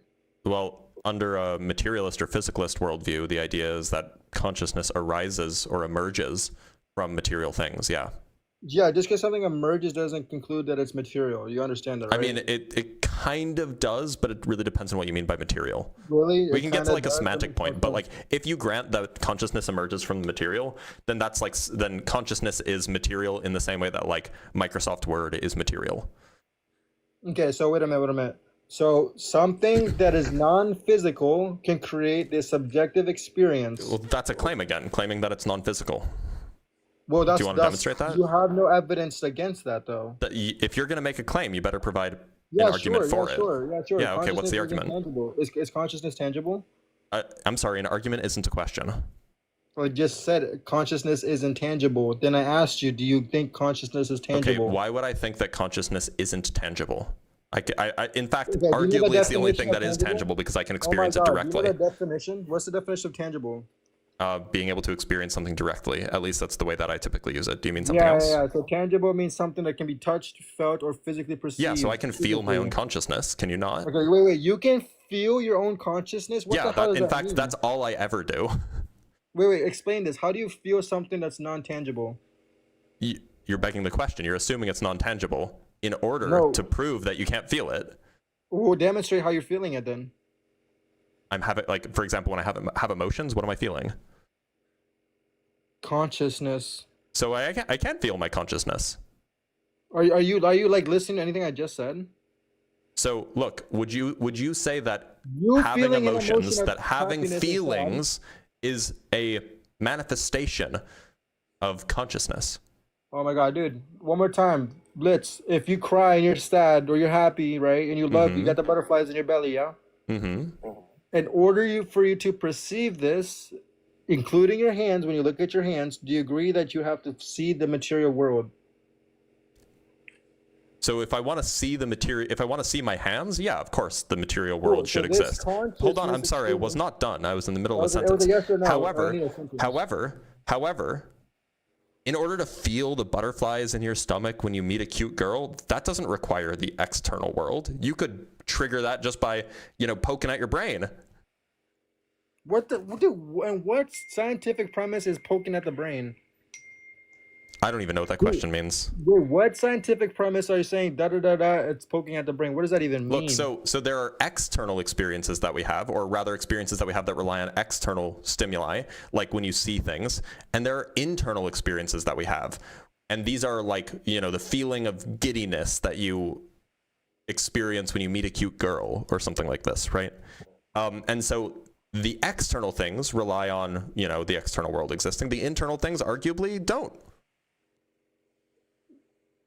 Okay, so what's this connection to consciousness? The experiences, at least my understanding, what we call consciousness is like the collection of experiences that we have. Experiences, memories, thoughts, right? And so it's part of that is the experiences. And if you can have internal experiences, then you are feeling something, which is part of your consciousness. Okay, like I said, can you feel something without consciousness? Do you mean feel in like a physical sense or feel in like an emotional Can you sense? feel anything? Can I feel mad? Can I cry and feel sad without the ability of consciousness? No, of course you can. Okay, cool. So do you course you agree that can, at some level, consciousness affects the material world? My claim is that the consciousness emerges from the material. So like, Okay. I'm not even that surprised. I wouldn't even be that surprised if consciousness was material. Wait, what? So now you're saying that consciousness is that material? I wouldn't be surprised if it was. So now you're saying that you wouldn't be surprised if you crying and you're being mad and happy, that is If those tangible evidence are of consciousness. if those are like materially realized, or if those are materially realized phenomena, yeah. Okay, hold on, dude. Okay, so wait a minute. So with everything you're saying, you're under the premise that something non-physical, which I'm assuming under my claim, right? I'm saying that something Yeah, I'm not non-physical. granting that premise that it's non-physical. Wait, You have to when you're defend that sleeping- premise. When you're sleeping and you're dreaming, where are you? In my bed. Yeah, but in your dream, where are you? Still in my bed. Location is based off of where I am. So if I have a dream that I'm Superman, I'm flying, where am I? You're not. You're in your bed unless you sleep like on the side of the street. Which if you do, So- that's so okay. I'm sure we could line up some help for you. Yeah, so wait a minute. So if I'm sleeping, I'm guy's an asshole, dog. So you're sleeping. Mhm. You're dude, the way that you're so smooth, you're such a dick, dog. So when you're sleeping and you dream, right? You see Superman, Mhm. right? Do you agree that in this state of consciousness you're somewhere else other than your bed?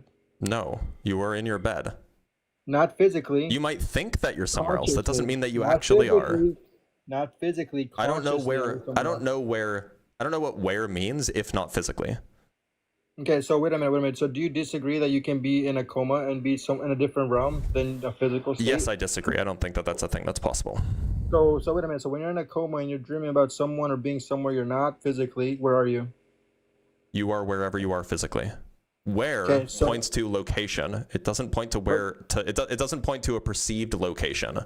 wait, so It do you doesn't point disagree to that you some can- hallucination that you're having. Where it points to a location of an object. The object in this case being like your brain or like your head Wait a minute, wait a or your minute. So you're body. disagreeing? So you're telling me right now, physically I'm in a chair. I'm so hypothetically I fall asleep in my chair. Mm-hmm. Physically I am in the chair. Mm-hmm. Consciously I am not in the chair because I'm dreaming about being Superman. So do you disagree that there's a different realm of experience Yes, I conscious? disagree. Okay, cool. Then if you're disagreeing, then how can I experience this then? You can have experiences of things that aren't real. And I'm asking you if I'm dreaming and I'm in a state Yeah, of so sleep. so when you are dreaming and you think that you are Superman flying through the air, that's not real Okay, that's not real for who? Because it's real to the person for dreaming. anyone. What, can I give you an example? Can I tell you how this is correlated? This is how it's correlated. Sure. I'm sure Yeah, that this is but- going to somehow go back to your proof that like the Earth is 6,000 to 10,000 years old. Yeah, but right, sure. no, this is going to correlate to what you said. You originally stated that you personally think that consciously, when people cry and have butterflies, that's in your worldview. You could potentially see this as evidence how consciously can kind of be tangible. Correct? That was not really a good representation of my worldview. What I'm saying is that I wouldn't be surprised if consciousness could be realized by a physical system. Cool. So if I'm having a dream that I'm getting hurt, and in this dream my physical body is shaking and I'm sweating, do you agree that something that's not physically happening is disrupting my physical world?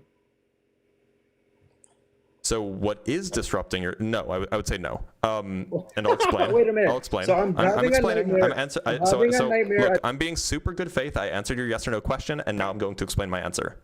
So I would say no.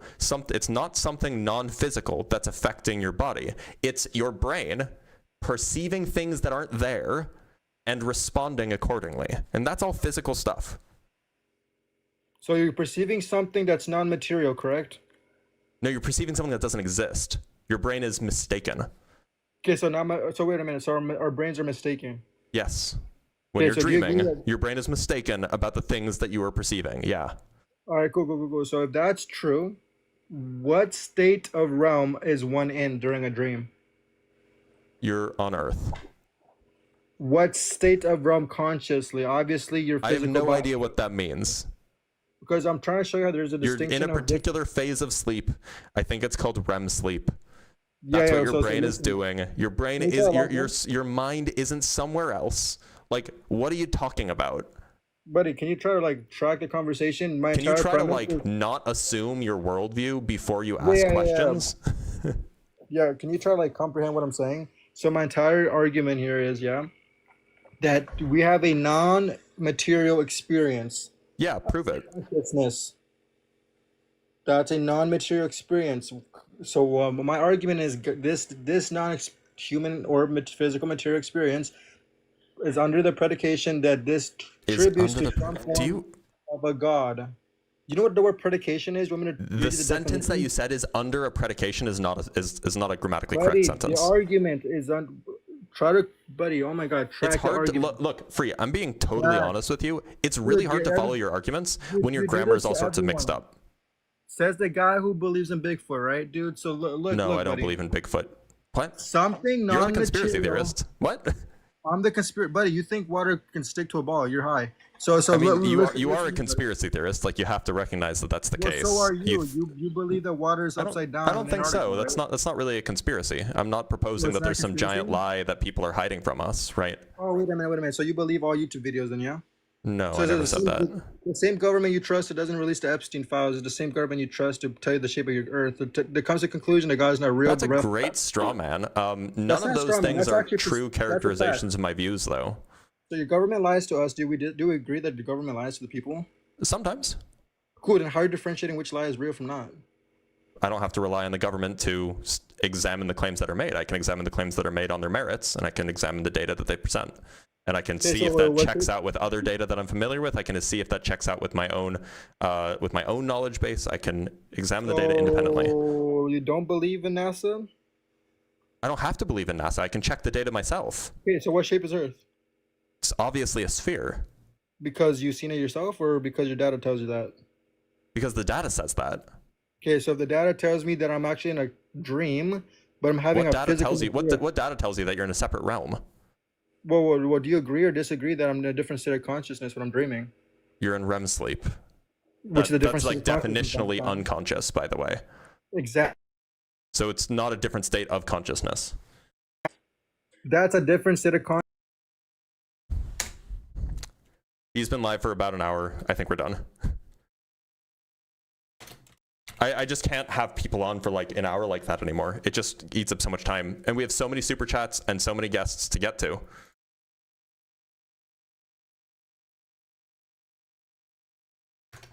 Sorry, y'all.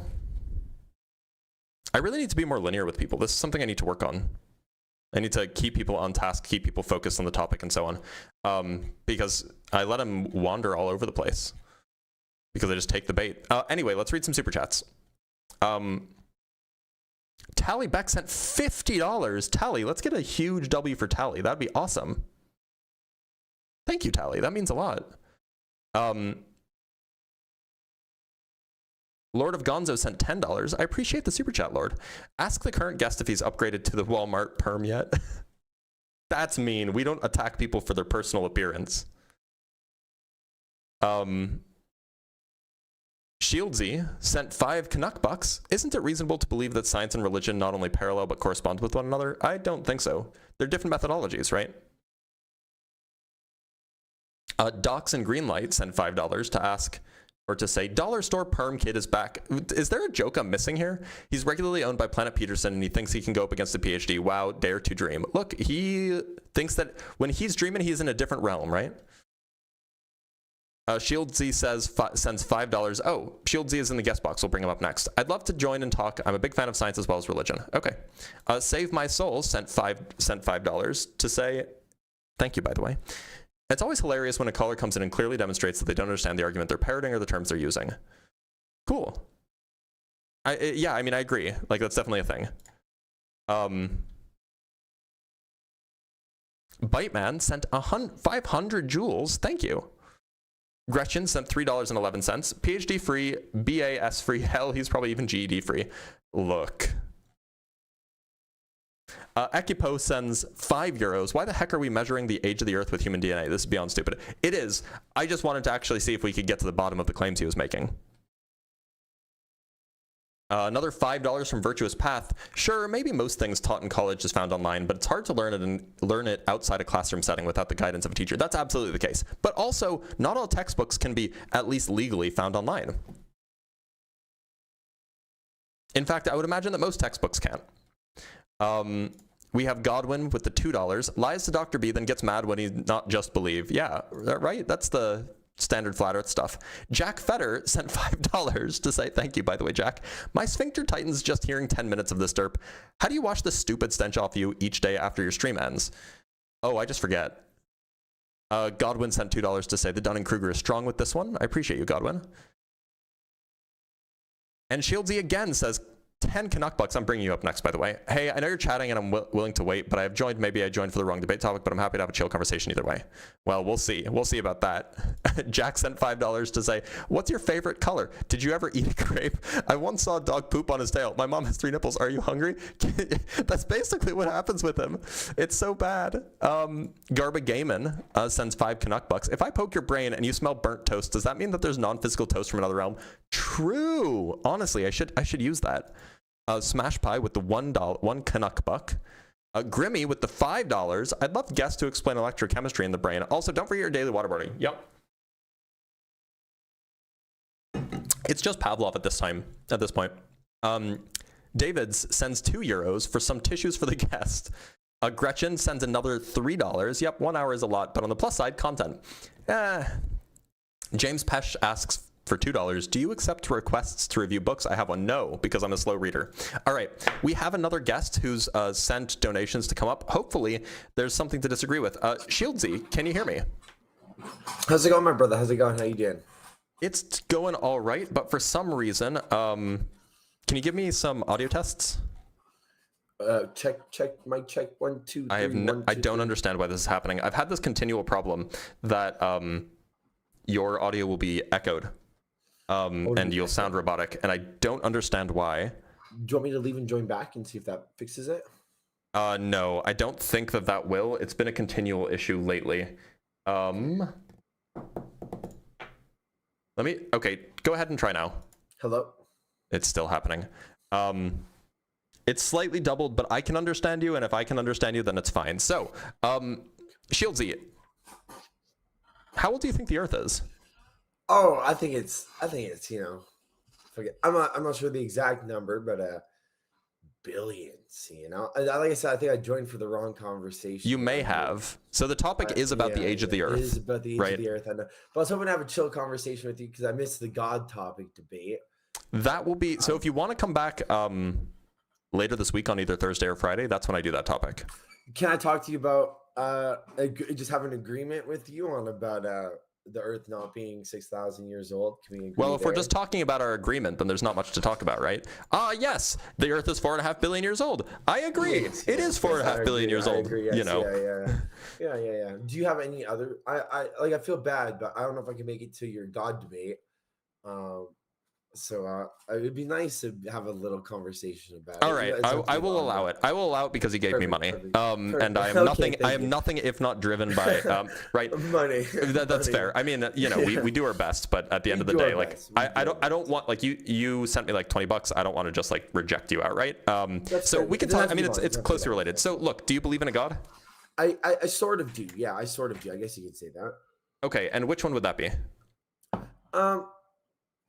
I fall under the Yahweh aspect just because I do believe he did die on not a cross, because historically speaking, Romans didn't use crosses at that time to crucify people. Even though it wouldn't be really crucifixion, it was more of a pole, I believe, is what they use over a cross. But I do believe Yahweh did die. And now, by that you mean Jesus? Jesus, yeah, Jesus. Okay. Yeah. In terms of if the Bible is correct, although there is a high correlation in the Bible, many correlations in the Bible, and people will argue that the Quran is correct. I've read some of the Quran. I've not read any of the Torah in Judaism at all. I know Judaism, they think Yahweh is nowhere even close to being the Messiah. So, like I said, I'm a big fan of science and religion. But I'll argue on the science side. I do think the universe is billions of years old, 14 or however many. I'm glad we agree there. What I'd like to know is why you think. So, do you think that Jesus resurrected? I do. Yeah, I do. And I don't think it was a mass hallucination either. The reason why I think that is because the disciples died miserable deaths. And now, unless they all had a mass hallucinatory event, which has happened in the past, like the whole dancing. Yeah, the dancing plague in Strasbourg. Exactly. Yeah. So unless that was the case, but I think women were the first people to have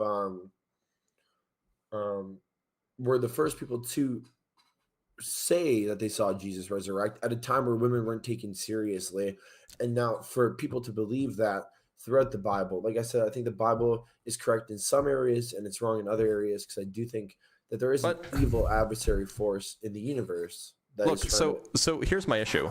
It seems like if we understand in our world that it is astoundingly unlikely that people rise from the dead, right? This is a thing that like you and I agree on. The odds of somebody rising from the dead are like, well, I mean, apparently 1 divided by the number of people who have ever lived, right? At least according to the Christian claim. So the odds of this being true should be equally small. And so then you just have to weigh the evidence against the actual probability of it happening. And so is the evidence so strong?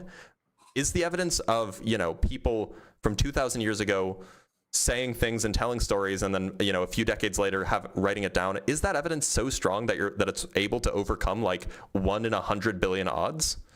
Well, the thing is people die all the time and come back from the dead. Obviously, with modern no, they don't. Not 2.5 days after. Not 2.5 days after. You're right, but who's to say that he was not? Maybe 2 in 100 billion. Right. Yeah. Go ahead. Maybe. Because I have personally died and came back. But you didn't die, right? I mean, like, look. So not the claim that's being made here is that he was like dead. It's not like he had a heart attack and then somebody like gave him CPR and he came back. It's like he was dead. His body was cold. His brain was not doing anything anymore. That nobody comes back from that, right? That's fair, yeah. But don't you agree that the disciples dying miserable deaths in that claim, like not just like simple deaths, you know, like not just like, well, some of them did, you know, head chopped off, sword to the gut, but Peter was crucified upside down. They were tortured, maimed. Isn't that in the Acts of Peter? I'm not 100% sure, actually. I've not read the full Bible. I'm more of a science guy myself. So Religion, I'm I just was double an checking because atheist I can for the never longest remember. time. So yeah, the claim, like where it says that he was crucified upside down, I think that's Acts of Peter. Which is fair, which is his own And that's right, not in the right? Bible. No, it's not. I know it's not in the Bible. So like, Like, is all it's just not- claim it- that they died terrible deaths. Like my point is Historically, we don't really have good reason to think that they did die terrible deaths. we do and we don't. Which is What's the good reason? Because we know that they spread the word of the gospel, right? And we know that they died. Sure. And we have. Well, yeah, I mean, they all died because they lived 2,000 years they all ago. died because they lived 2,000 years ago. Yeah. Exactly. But how do we know that they died horrible deaths because they spread the gospel or because they refused to recant? Well, I believe that it's written that they died horrible deaths from the side of the victor who killed them. Wasn't it? No, it's not. wasn't? I mean, No, it's not not. like Oh. so. As far as I'm aware, I think we only have the description of one. I think it was James, Jesus's brother. That's the only person that we have an extra biblical source on. Okay. That describes his death, if I remember correctly. There might be one more, and it doesn't even say that it was a horrible death. It just says he was executed, if I remember correctly. That's fair. That's fair. My belief in a God is something more universal, not Gnosticism. I'm not a fan of Gnosticism, Mm-hmm. but something more universal. Because if you look at now, I believe Yahweh died, right? You mean believe he died a Jesus? Terrible Jesus. Yeah, I believe Jesus died a terrible death, and Yep. over his belief that he was God, right? And now many people have died terrible deaths over the belief that they were God over the story, of course. Now my take on it is you can't say he was delusional. You could say he was delusional, but I think the things he taught were they were well endowed values. You know what I mean? Now, in terms of like things like being gay is bad and all that, that wasn't a direct teaching from him. His direct teaching. But we don't was know what love. the direct teaching from him was. We That's don't true. know any of this. We don't know any of it exactly, and that's where I'm coming in and saying the Bible I think is not correct. The But so Quran then is why not believe correct, that he and the came Torah is not back? correct. That's fair. That is a fair point, and I think for me, what it is not it's not faith. It's the fact that women were the Well, first people to come out. To be clear, that's another claim that we can't verify. We don't know if That's that's fair. true. That's fair. Yeah, that's fair. Also, My- women were able to like be used as testimony in court. Like it's not like women were like, like women. There was definitely a patriarchy, but like it's not like nobody took women's claims seriously. That's not really a thing. I don't think women were allowed to really testify. In They court. could, yeah. Their testimony was allowed in court. It was allowed, yeah. But yeah, I think it was allowed, but was it taken seriously? It was used in court. It was treated as like evidence. It's treated as evidence, yeah. But. So, but look, my contention is just that there's a lot of stuff that we don't know about the veracity of what takes place in the Bible. And so I don't think that we can take any of it seriously until we have better evidence, because the claims are so huge. How can you make such big claims with such weak evidence? It just seems very implausible to me. Now, Shieldsy, I would say I'm not like a Bible expert. This is like not my field of expertise. I'm a science guy. And if we wanted to talk about science, that'd be fine, but that's not that's not the topic. But if you want to talk about Jesus, there's a guy I know. His name is Justin. He runs a channel called Deconstruction Zone, and you'd probably have a really good conversation with him. I think he's live like 3 days a week or something. But so like if you want to have that conversation, he's the guy to go to. Now, if you want, I'm gonna try to have a full conversation. Sorry, I was more personally talking about my personal belief in terms of a universal God. Right. So why should I think that a God exists? Because if you look at how the Big Bang happened very split. You know, it was very fast, rapid expansion. I don't have a PhD. You know, I'm a science guy. I used to debate people online actually about religion, and I'd do the same thing that you do. And that's who I was. But eventually, I started to realize that as you go deeper into science, you start to turn to religion in a way. I would, it's like it's a great truism, and I think even Heisenberg said that at some point, like 80 or 90 years ago. The thing is if you just look at the data, it's just not true. So you can look at surveys on scientists nationally, just like all scientists, and what you'll find is like scientists are like basically 50-50 atheist and not atheist, it's something like 30 to 40% are atheists, and then like another 20% are agnostic, and then like another 30 to 40% or whatever are like believe in a god. But that's a survey over all of the scientists. On the other hand, if you look up data on the most elite scientists in the country, these are members of the National Academy of Science. You have to be like at the top of your field to become a member of the National Academy of Science. What you find is like 93% of them are atheist. So in fact, what you find is the deeper you go into science, the less you believe in God.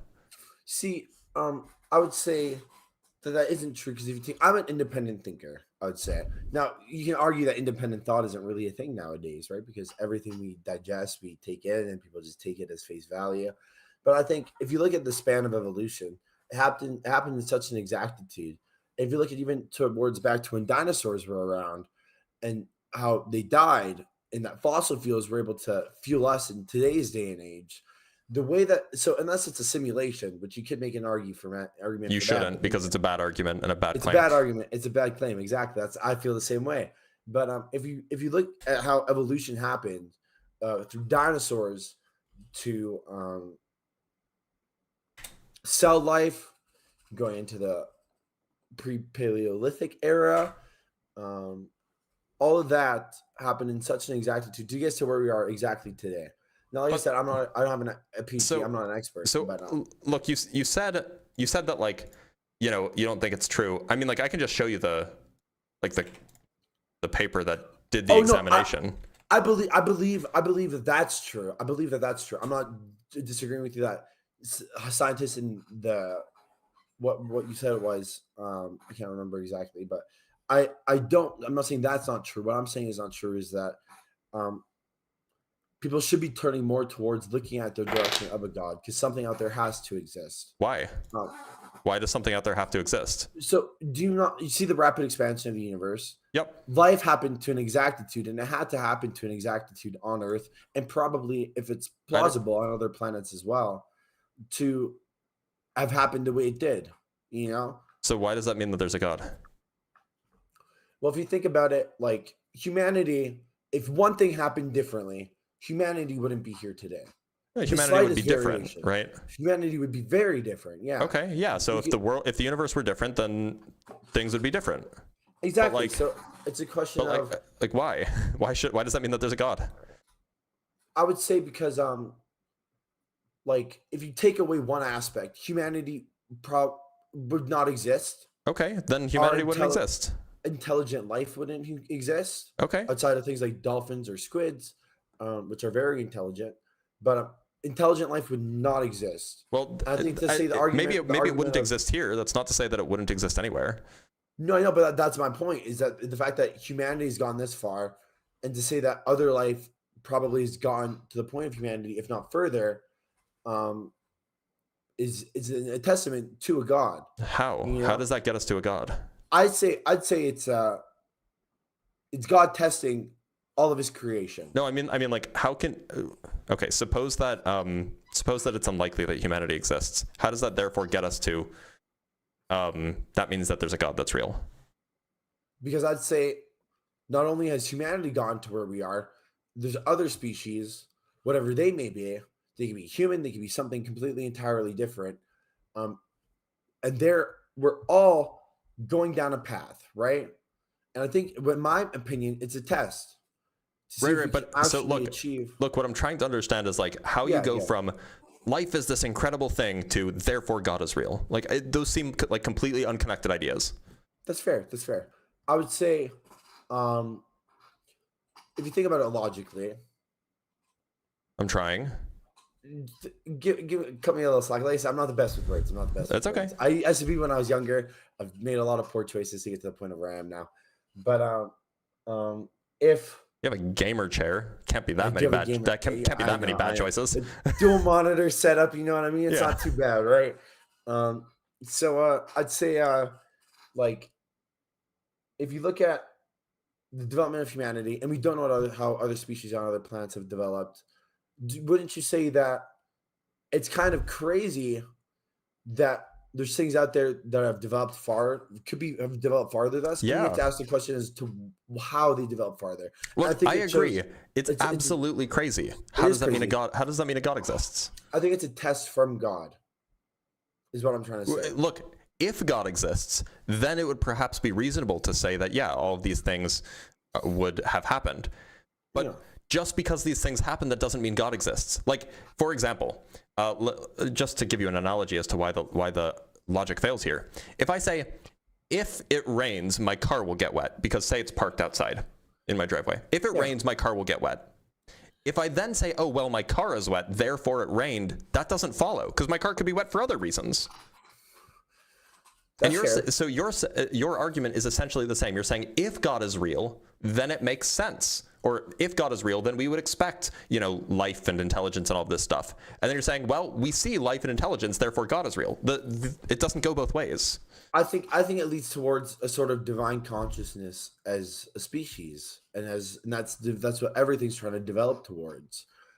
Because if you look at how humanity is developed, we're not developing well at all. Between infighting, racism, bigotry, arguably we're doing a lot better than we were 100 years ago, but sure. We are, but there's still needless wars over historical values or over resources. Yeah, sure, I agree. But look, I'd say other species have probably developed farther. I'm trying to understand how we get to a God being anything divine from just the observation that there's intelligent stuff around. It just seems like intelligence doesn't imply the existence of a creator. Would you imply, or would you say or theorize that there's life out there that is more intelligent than us? Possibly, yeah. That doesn't seem out of the range of possibility. Out of the range of possibility, right? Then why not? If they have developed further than us, they're probably expanding into the universe. Why have they not come here? Because the universe is big, and I suspect life is rare. The universe is big, and life could be rare, but it could be plentiful as well. It's I would say that is humanity. I should rephrase. I think that life is actually probably pretty common, but I imagine intelligent life is not. I don't know. We can't tell, right? It's a question. It's that question of now. That's my point. I'm trying to make is the universe meant for humanity? I doubt it. Exactly. Now, would you say it's not a competition to something greater than us to see how we develop all of the creation? I don't know what that question means. If we come together, don't you think that if you were an intelligent life and you looked at humanity, would you actually want to have humanity join you? Maybe not. But you should watch Star Trek, because Star Trek is really optimistic. It's optimism. I'm an idealist myself, and I am an optimist. Have you seen Star Trek? I've seen a little bit, yeah. Okay, I was more a Star Wars guy growing up, but so look, it's totally normal for as a child to be a Star Wars fan, and then to realize that Star Trek is way better as an adult. That's fair. 100% would recommend. I would say probably. Do you have like Netflix or something? I do, yes. Oh no, I'm sorry, it's not on Netflix anymore. You'll need Paramount Plus, but okay. If you get a 7-day free trial, Paramount Plus, you can do it. Go pull up Star Trek: The Next Generation. Skip the first season. Okay. You'll have a good time. Yeah, that's fair. Yeah. Especially if you're an idealist. But look, Shieldsy, I'm going to let you go because there are people who want to talk about the topic. No problem. I appreciate when is the God debate happening? When is the God debate happening again? So it'll either be Thursday or Friday. Which day works better for you? And then I can schedule it that day. Thursday would be great. All right. I'll try to do the God debate on Thursday. Sound good? Okay, sounds good. I subscribed, so I'm willing to have a great conversation with you then. Great. Take care. I hope it was good. Yeah. Okay, good. Perfect. Oh, sorry. Cut him off a little bit early. And also, if you're still here, go watch or go talk to Justin. Justin is a great creator. He does these debates all the time. He's a little bit meaner than me, though. Anyway, let's bring up our next guest. We have some super chats to read. I lied. We have one super chat to read from Pernicious Knish, which is a great name, by the way. Thank you for the $1. Oh, no, never mind. RP also sent 1,000 jewels. He sent a galaxy. That was the big whoosh that you may have heard. And then Jack Federer sent $5. Establishing pay-to-play is dangerous. I'd gladly match his super chat to not have to listen to religious discussions. Yeah, so look, I just feel bad because the guy really wanted to talk. And so, I can't like refund super chats. So, but it's generally not a thing, but he wanted to talk. So I'm not going to shut down a conversation. But no, this is not like a general trend. Let's talk to Nehemiah Tesfaye.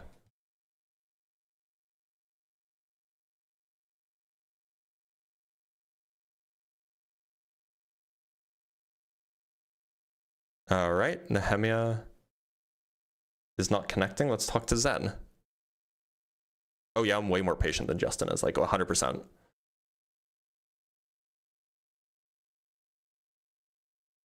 All right, Zen's not connecting.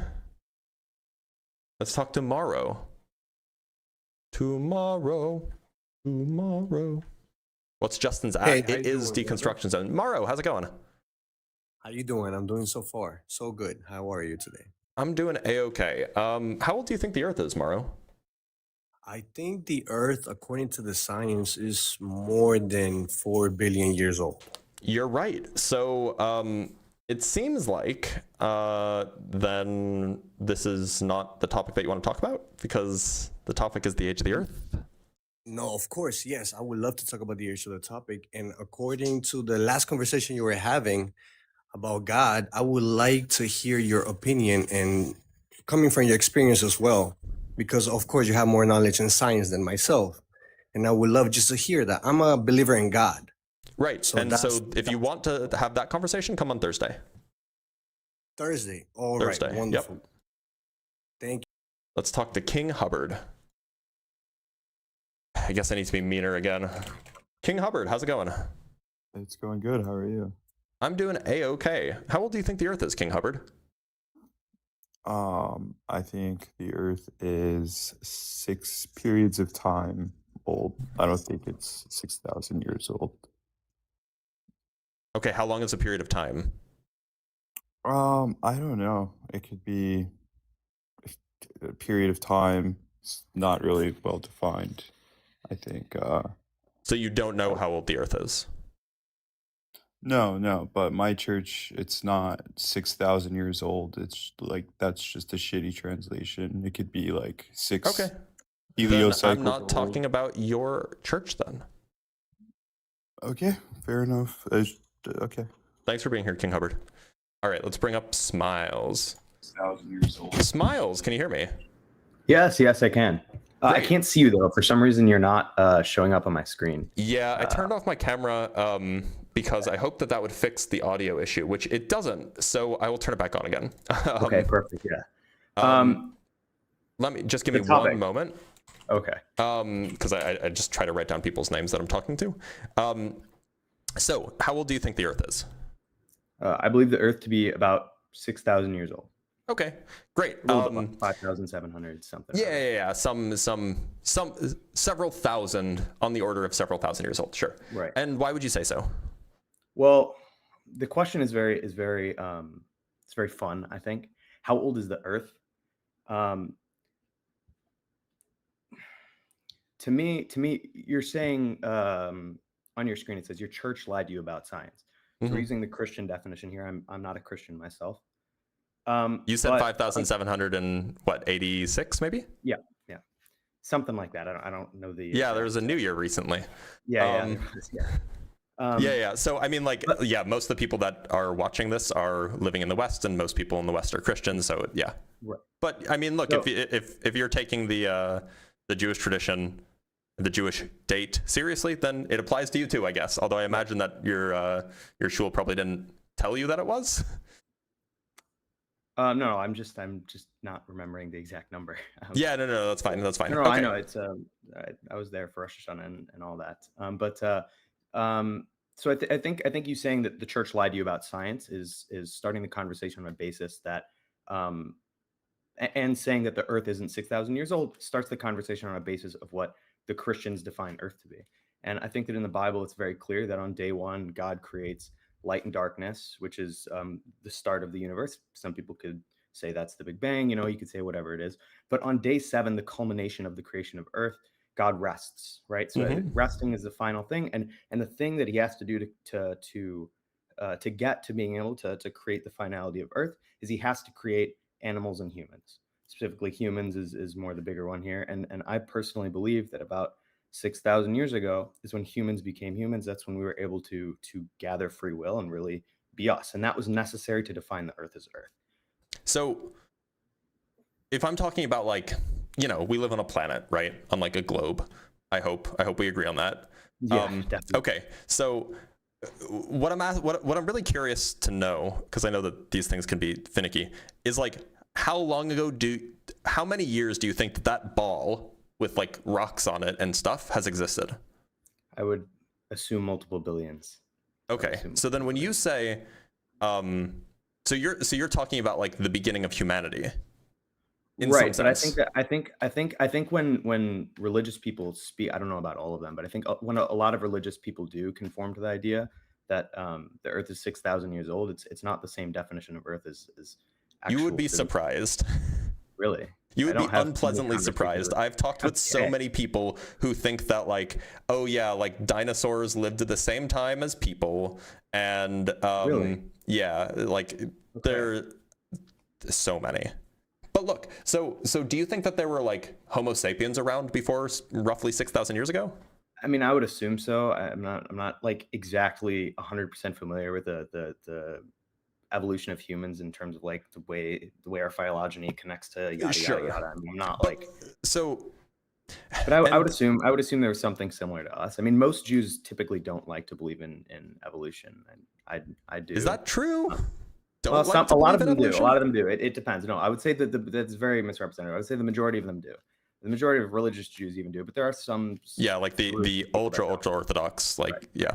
But even some of them do. It's like my reasoning for why the Earth is 6,000 years old. They have similar reasonings. For me, and like we're taking I think somebody said earlier 4 billion years, approximately 4 billion 4.5, yeah. Earth is. Right, but the actual time a year is in which we count now must change by like a second each millennium or something like that. I mean, I think that the reason that the days are days is we've evolved to have a circadian rhythm. It's approximately 25 hours, very, very similar to a day. And it's an allotted time period in which something happens and our body's adapted to recognize that this is a time period in which something happened. And the 7 days of creation are specific time periods in which something happened. Well, sure. Look, and I can understand that, like you can break it up in sort of like a metaphorical sense. You say like, right. The days of creation represent like periods of change or something like this. Right. And even then I would push back because it gets the order wrong on some things. But, setting that aside, like we know that people have existed we know that like regular, human, you and me like people have existed at least for, 12,000 years or so, because we have a city that's 12,000 years old. Right. No, that's fair. And so, and it seems like that's really hard to get. I mean, you could say that they were just like kind of like autonomous robots. Right. That's kind of where I have to lean if I want to be. It's not. But then then like why all of a sudden what changed between the autonomous robots that were otherwise biologically identical to us 12,000 years ago? I would assume it's this thing that just like how we cannot prove that God exists, and we can't prove that these people back then 12,000 years ago versus the people that came around 6,000 years ago, like we can't prove what their consciousness was exactly like, or not consciousness, their ability to have free will is like. I think what dictates that is a soul, and I think that around 6,000 years ago is when people got souls and they had the ability to make free will. That's what differentiates us from animals, I believe. So in your view, then it would be reasonable to say that the people who were, maybe I shouldn't call them people, the organisms that were creating, rudimentary but cities nonetheless, like Göbekli Tepe, these were merely animals. They didn't have free will, etc. Yeah, and they may be smart, but I think there has to be a distinction there. Otherwise, you can't draw a distinction ever. I mean, that has to be. So what is and maybe there's just not an answer to this, and fine, if this is the belief system, maybe there's not an answer. But like, what is the distinguishing feature? If the God exists, why did he choose 6,000 years ago or 5,780-ish? That's an incredible question. There actually may not be an answer to this that I know, because again, I'm not God. But I remember you saying maybe 2 hours ago how. Yeah, sorry to keep you waiting so long. Yeah, right. No, it's totally okay. I enjoy listening to you. You came up on my feed over a year ago, and I just saw your shorts, and you're very knowledgeable, and I don't know. Sometimes I see you pop up, and I just decide to hang around. Cool. But about 2 hours ago, I heard you mention that God. The question again. Sorry, it was I branched off. The question was what makes why would God choose to ensole Adam and Eve 6,000-ish years ago when there were just like other people before that? So about 2 hours prior, I remember you bringing up paradoxes in God and saying that God cannot be all good, and yada yada. I don't want to get into it too much, but I don't personally believe that. I believe that God is all right and He is all everything. Everything He was, is, and always will be. It's kind of outside the bounds of everything. Why did He do it 6,000 years ago? I don't know, but I know it was right, because I think that the real definition of God is everything and everything correct. But I can't give you a human answer for that. And I think that makes God unprovable, but it also makes Him. It makes it kind of problematic, though. Like if you just say that whatever God does is good, then right. So how are you distinguishing between the two? Oh, that's a great question. I think now, I've talked with this with a few of my rabbis. Some of them are like, oh, that's a cool way of taking it. Some say, I don't know if I subscribe to that. But the way I see it is, if God was, is, always, and always will be, He exists outside of the bounds of time. He knows what happens. He knows if I make this decision, every single possible other thing that could happen infinite times over. He had to give the Jewish people a book, which is the Bible, the Torah, that looks at all of these situations and says, if you do this, things are probably going to be good. Or He gives us basic rules and basic laws. And so He had to condense all of time and basically lump it into something that says, do this stuff and things are probably good. Obviously, there are exceptions, there are differences between it, but I think that 99.99999% of the time, or whatever, if you're following these rules that He set out for you, it's good. So we can't distinguish, because we're humans, and if God is everything and is so infinitely complex that we can't actually comprehend it, the best thing we have is to go off of this book. So you're not saying that the world...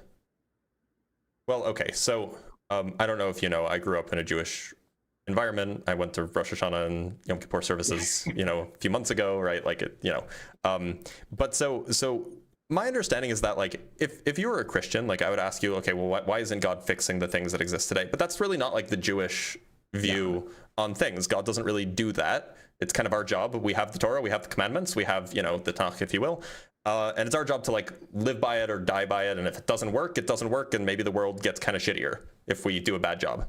And so, But my question then is, look, there are some things that are, like, evidently worse or better, or at least seem evidently worse or better, that, the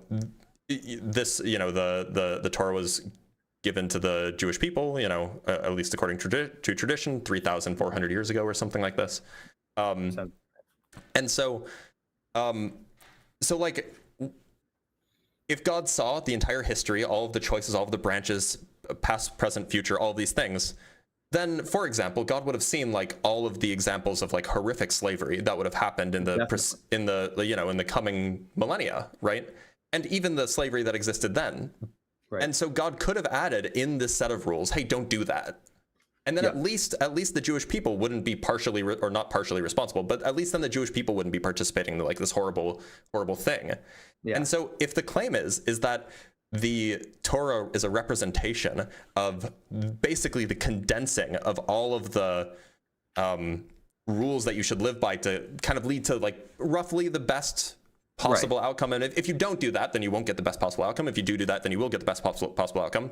You would think that included in that book would be don't do slavery, for example, or like, treat everybody as if they were your family, or things along those lines. But we don't see those kinds of things. There are very good examples. Like we have like some. I'm sure you're aware that we've got very, like, clear laws that of how slavery should work, right? We do. If you only have one bed, should be it's illegal. They sleep right? in the bed. No, they should be paid. Basically, they should have access to things. If there's only one bed in the house, you let them sleep in it. I mean, you feed. It's not like slavery. It's almost like a full-time. Well, wait a minute. Are we talking about the slavery as described in the Torah, or are we talking about slavery as described later? Because as described in the Torah, for example, and I think it's somewhere in Leviticus 25 or something like this, it describes what you can and can't do to your foreign slaves. You can buy them. Right. They are your property.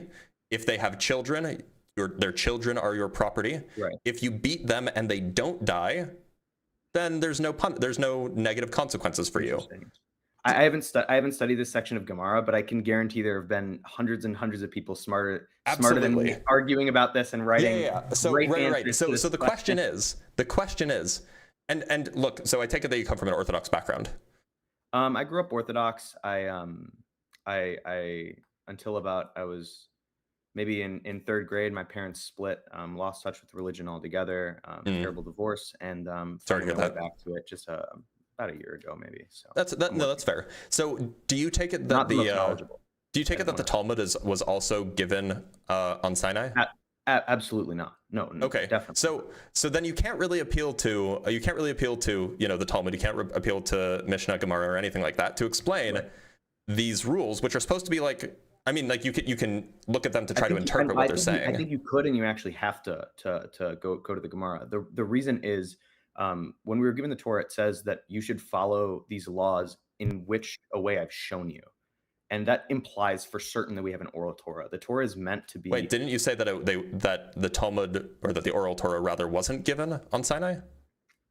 Or did I misunderstand you? The Talmud isn't the oral Torah. There's a little bit of a separation between the two.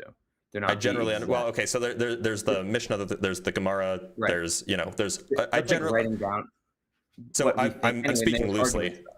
I'm speaking loosely, but yeah, okay. So you are saying that there was an oral Torah that was given. But also, it's necessary for humans to interpret the Torah, because if the Torah is just words and there's no human to look at it, read it, and understand what the words mean, then it's literally just words on paper.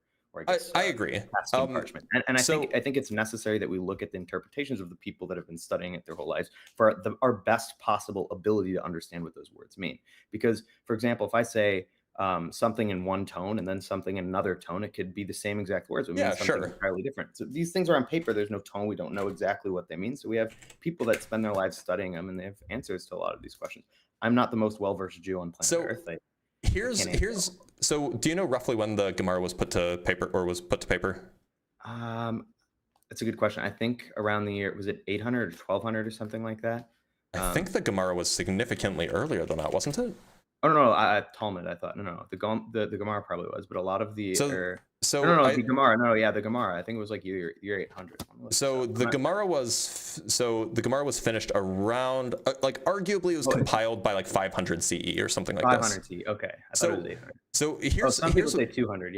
Yeah. So I mean, it depends. Like different parts of it are earlier than other parts, but like I think roughly like the final thing was set in stone 500 or like 500 CE, and then you have people like Maimonides and people who contributed later, but that's not right.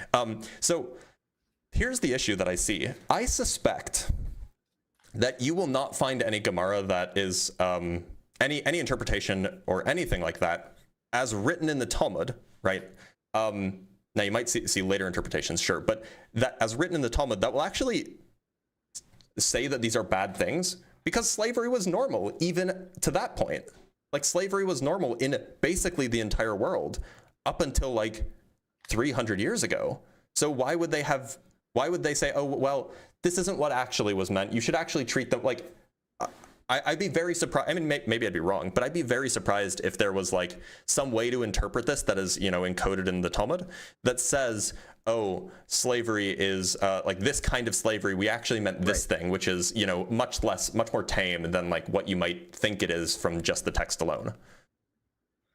Okay. If I had to explain how that would work, now I don't know if a rabbi would agree with me. So whoever's watching this, I don't want, there's probably hundreds of people watching this. I don't want them to think that I'm the final word of what all Jews believe. Look, you have there's 15 million of us, and you have 15 million and one opinions, right? Right.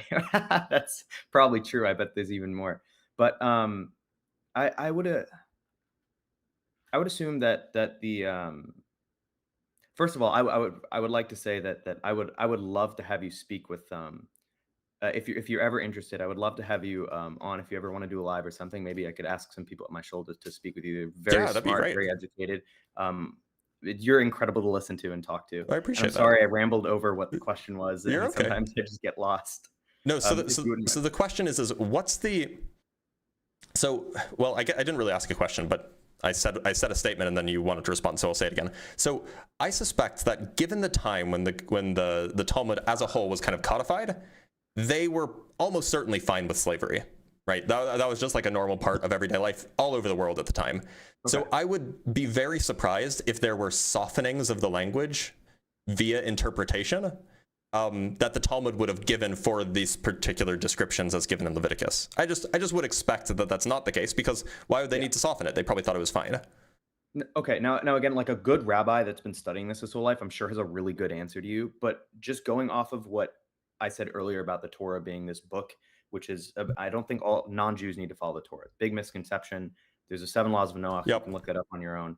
Anyways, it was given to us at a period of time, and people had to read it. If it would have said do all of this stuff and it didn't conform to social norms a little bit when it was given to us, then nobody would follow it. I mean, it wouldn't be a thing. So it had to be in the framework of the world, and it just had to be.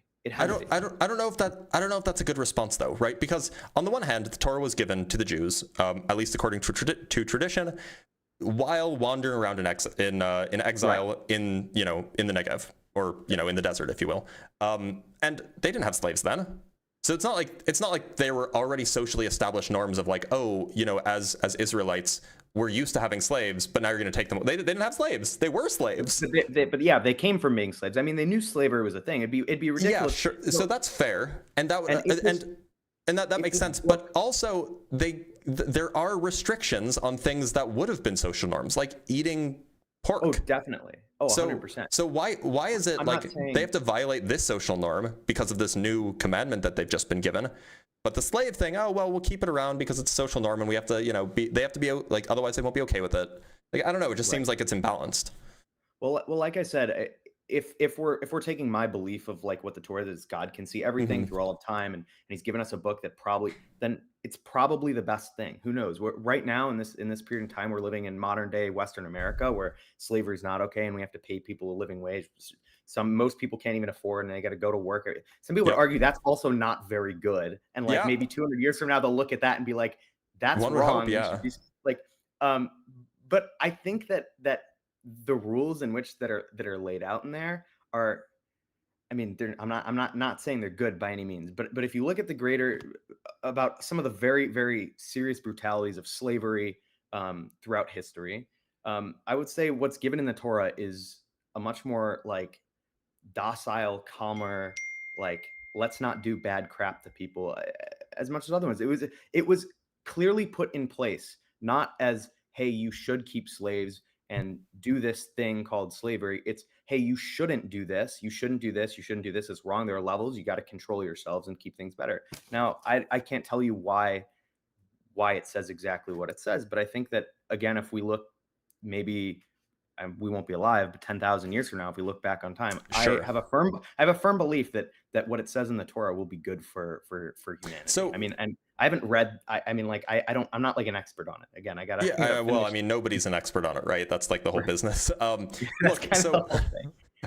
So look, and you might like, it sounds like what you're trying to say, and correct me if I'm wrong, is that like, look, this view that we have of slavery, it's like, slavery is bad. But it was kind of like a necessary part of the human arc for this to exist 2,000 years ago in order for us to get to a better world today, perhaps. Is that roughly what you're saying? Right. And who knows? The world might go through a terrible war and slavery might be really bad again 50 years from now, 100 years from now, 1,000 years from now. Like, nobody knows. But these rules are going to come up again, and at some point, and they're going to be necessary. So I'm just very, very, like, I'm super, super skeptical. So by the way, you should be.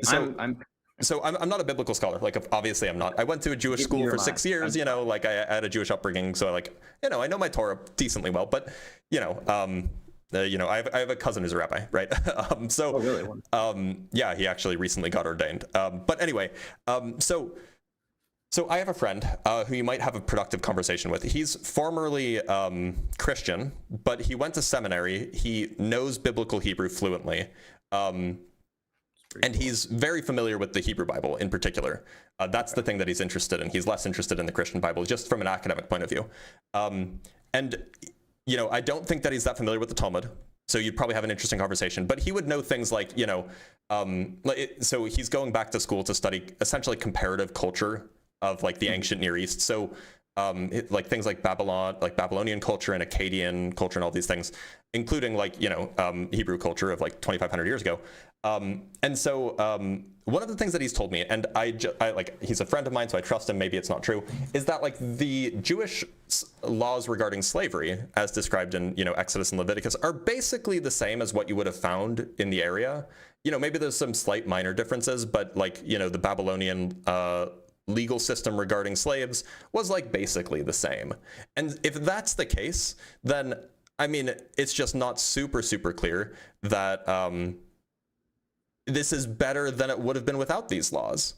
Now, I should mention that it just seems, I'm very skeptical that like this is the best possible way it could have been. And like maybe it is, but like it seems hard to believe that essentially all of human history is filled with like violent slavery. Yeah, that seems like crazy. That's the best. I would figure if I had to write some laws, I would say maybe I would probably write down don't own slaves. But I don't have and like in the 10 Commandments, like I'd probably, well, okay, I guess adultery probably includes rape, but like like I probably would have laid out like you can't have sex with your wife if she doesn't want it. Like that's I think it's a very common misconception. I mean, it's just not explicitly laid out that you can't. Oh, right. No. Well, but that's what the oral Torah is for. Like that's fair. That's in which of the ways I've shown you is meant to like say like you guys are meant to. Obviously, yeah. Okay. No, that's fair. That's fair. But the slavery thing, definitely putting that. No, in, yeah. Like, make it 11 commandments. What's wrong with 11 commandments? Like, don't own slaves.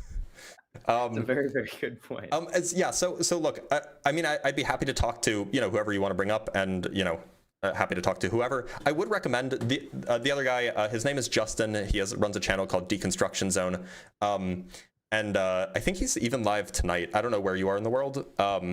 My guess is going to be New York, either New York or LA. But I'm in the Midwest, so okay, yeah, fair enough. My mom's from Ohio, so okay, I was born in Columbus, so oh, I'm sorry to hear that.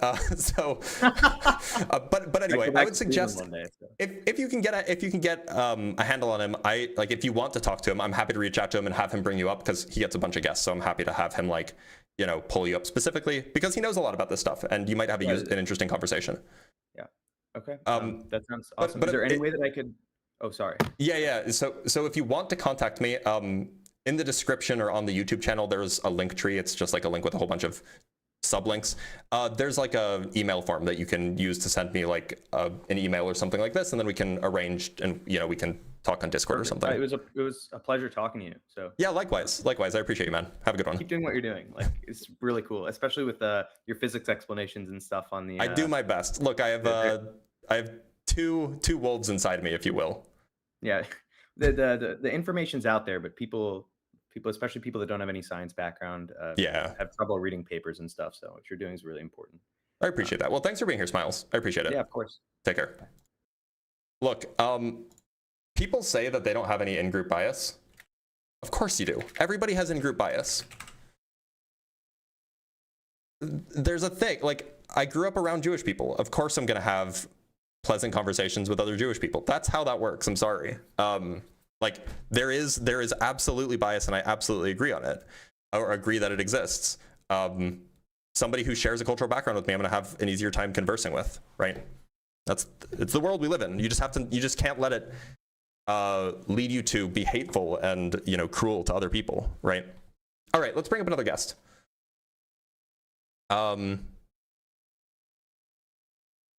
Let's talk to Timothy.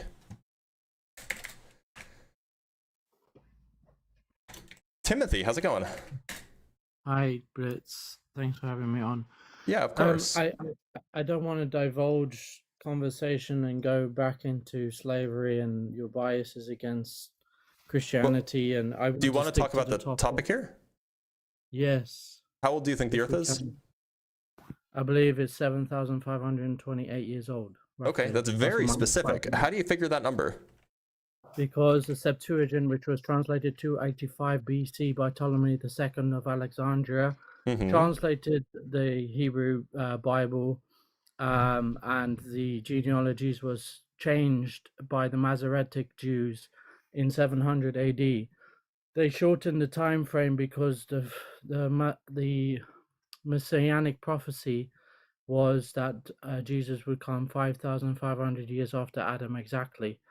so they had to reduce it, and they made it its way into a lot of the modern Bibles. So would you say that the guy, I forget his name, he was a bishop who calculated the age of the earth. He got like 6,000 something, and he even got like a date and a time. Would you say that he was wrong?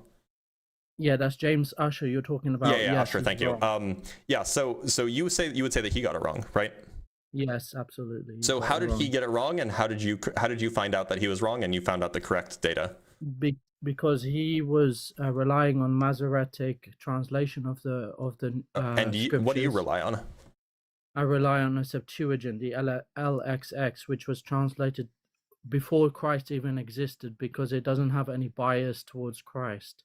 Yeah, okay. So you're talking about the Dead Sea Scrolls, from the Dead Sea Scrolls, right? No. LXX is one of the Dead Sea Scrolls, is it not? No, the LXX existed before the Dead Sea Scrolls. One sec. Pretty sure. No, the oh LXX no, I'm sorry. You're right. You're right. I'm just confused. I was thinking of other sources. So do we have a copy of this? Yes, like a manuscript? We have copies of that manuscript. There's when King James the First. And when are those copies from? I don't know exactly. I believe you have to look that up. I think so. So I can look and see what what manuscripts we have. So the oldest manuscripts, we have 2nd century fragments of Leviticus and Deuteronomy. We have 1st century, these are BC, 1st century fragments of Genesis, Exodus, Leviticus, Numbers, Deuteronomy, and 12 minor prophets. We have relatively complete manuscripts from the 4th century, I guess, 4th century AD. And so are you telling me that you've looked into these manuscripts that predate Jesus, and you have the full genealogies there? Yeah, so I believe, so we have records of the LXX when it was translated by Ptolemy II of Alexandria. That is recorded history before the Library of Alexandria was destroyed. That was translated under a decree from Ptolemy II, and they took 70 translators, and they had all independent guards watching them translate. Where can I read about this? Where can I read about the 70 translators with guards watching them and Ptolemy's decree of the translation? I'll have to send that to you afterwards, because it's all in message, because I don't have it to hand right now. I wasn't prepared with that information at hand. I'm just a little like, why would I'm just a little bit perplexed. Why would Ptolemy why would Ptolemy want this to happen? So the Bible was getting, the Old Testament at least was getting spread across as valuable text, and they were being duplicated all the time in synagogues and in different areas of the Jewish realm at but that Ptolemy time. wasn't Jewish, right? I know that, but those scriptures were starting to spread because there was awareness of that with even the Egyptian kings being aware of the God of Yahweh, of the Israelites, as fame of Jerusalem was spread. Okay. Yeah. So this was. Yeah, I mean, it seems possible. It seems like a little weird, but like, okay. Suppose that I grant this. Suppose that what happened. Suppose that I grant that the correct understanding of the Hebrew, the original Hebrew, for the books of Moses, if you will. That says that the age of the earth is 7,528 years old. Let's say that that's true. Yeah, because let's say that that's what the Bible says. Why do you think that the earth is actually that old? So I believe there's many limiting factors that limit the age of the world and the universe to thousands and not millions of years. If we look at we look at the population growth rates of humans, we take the data from pre-industrial revolution, pre-modern medicine, modern agriculture, ammonia, etc., between the year 0 and 780 or 1800s, we grew from 200 million to 1 billion in the span of 1800 years. Do you concede that? Right. Well, I don't think that we have particularly good data on like the actual population of these places, but like we can estimate, sure. can we grant that? Sure, that's a we can fair grant that. estimate? Absolutely. Okay, thank you. Then we say we take that time frame, including the Black Death and all plagues and everything. Over that gross period of time, we see an approximate growth rate of 0.089%. So that's R equals So 0.0. just and like we can just do this live. So what are you Yes. saying that the population is at? Growth rate. Actually, we can just go look up the population over time. Should we do that? Yeah, I'm just go typing this into to Google. Our World in Data. Go to Our World in Data. You can check Okay. it there. Yeah. Our world in data. Great. We want population over time. So we want not starting at 1950. I want the how has world population changed over time. Here we go. So Look at this look at is the only going back 10,000. 300 years. I just want something that goes back a little bit further than that. Here we go. There is Okay. a chart on there for 10,000. Can I get a CV, like a C or a CSV? Because they have a chart, There is. that they have a chart, but they don't have like the data. I just want to know what like the. Okay, yeah. So I'm on their website. There should be a nice chart on Oh, there. wait. Yeah. You can pull it up actually. Here. So we have that.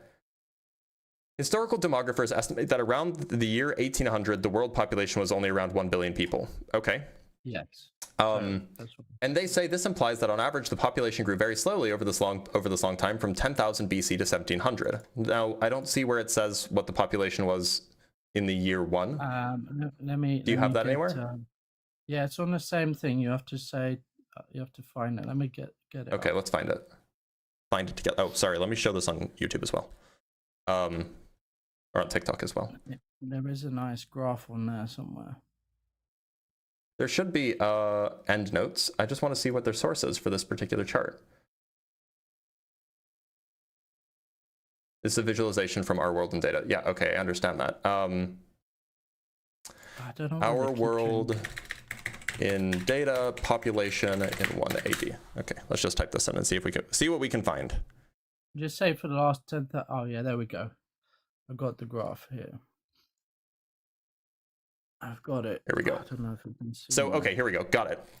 So if we go and we look that's it. here, we look at the year, well, there is no year 0, but it says 232.27 million, okay?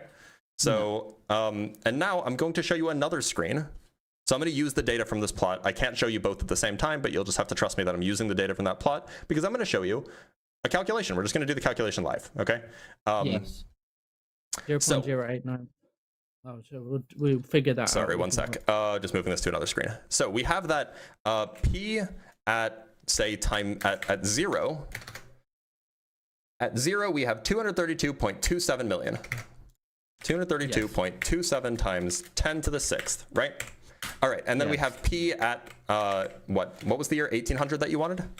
Yeah. Okay, so P at 1800, we're saying is, let me just zoom in a little bit. In 1800, we have 983.10. 983.10 times 10 to the 6th, right? Yeah. Now we have 2 data points. We can fit an exponential to 2 data points. So let us do that. So we have, let's call it P of t. We will call it a times exponential of lambda times t. That's how you fit an exponential. So now we can just solve. So we have P of, let's tell it to solve, P of 1800. This is going to be in years, of course. P of 1800 equals P of 1800. And we will have P of 0 equals P0. And then we'll tell it to solve for A and lambda. So what we get is we get this growth rate. So we have lambda equals that, which is, 0.08% or 0.00, sorry. Yeah, it's roughly what you said. And then what we can do, and we also have A now, which is great. A is good to have. So we can write A is this. And now all we have to do is we can just check, does this model actually work? So we have P of, let's check, minus, 200,000 years. so what's the year? So you said 7,528, right? That should be, or when was the flood? the flood was 500. Wait, let me check. It was Because you around, said the exact year, right? What's 2263? Say 7528 minus 2263. Minus Roughly. 7528 minus 2263. So 5,265 years ago. Yes. Okay, so then we Roughly, can yeah. just punch in. We can so we'll do 2025 8 minus 5,265. That should give us the population exactly then, right? Shall we? Not exactly, but roughly, yeah. Well, I mean, so that says that the population should be like 17 million. Yeah, I mean, that's a lot. 5,265 years ago. Yeah, but it's you need to look at factors of error, right? And if you go back 10,000 years, right? You get Just for you 390,000 ish. Yeah, but what's your starting figure? Because you started with 8 people. I just solved using the 2 data points that you gave us. Right. These are the only 2 data points I'm using for an exponential growth rate. You only need 2 points of data to interpolate. Yeah. So if you go to then when scientists say that humans existed at 200,000 years ago, or 300,000, or a million years ago. So at 200,000 years ago, you would get a number that's 0. Basically, this is close to 0. Yeah. So now, if you start, look, so do we agree that?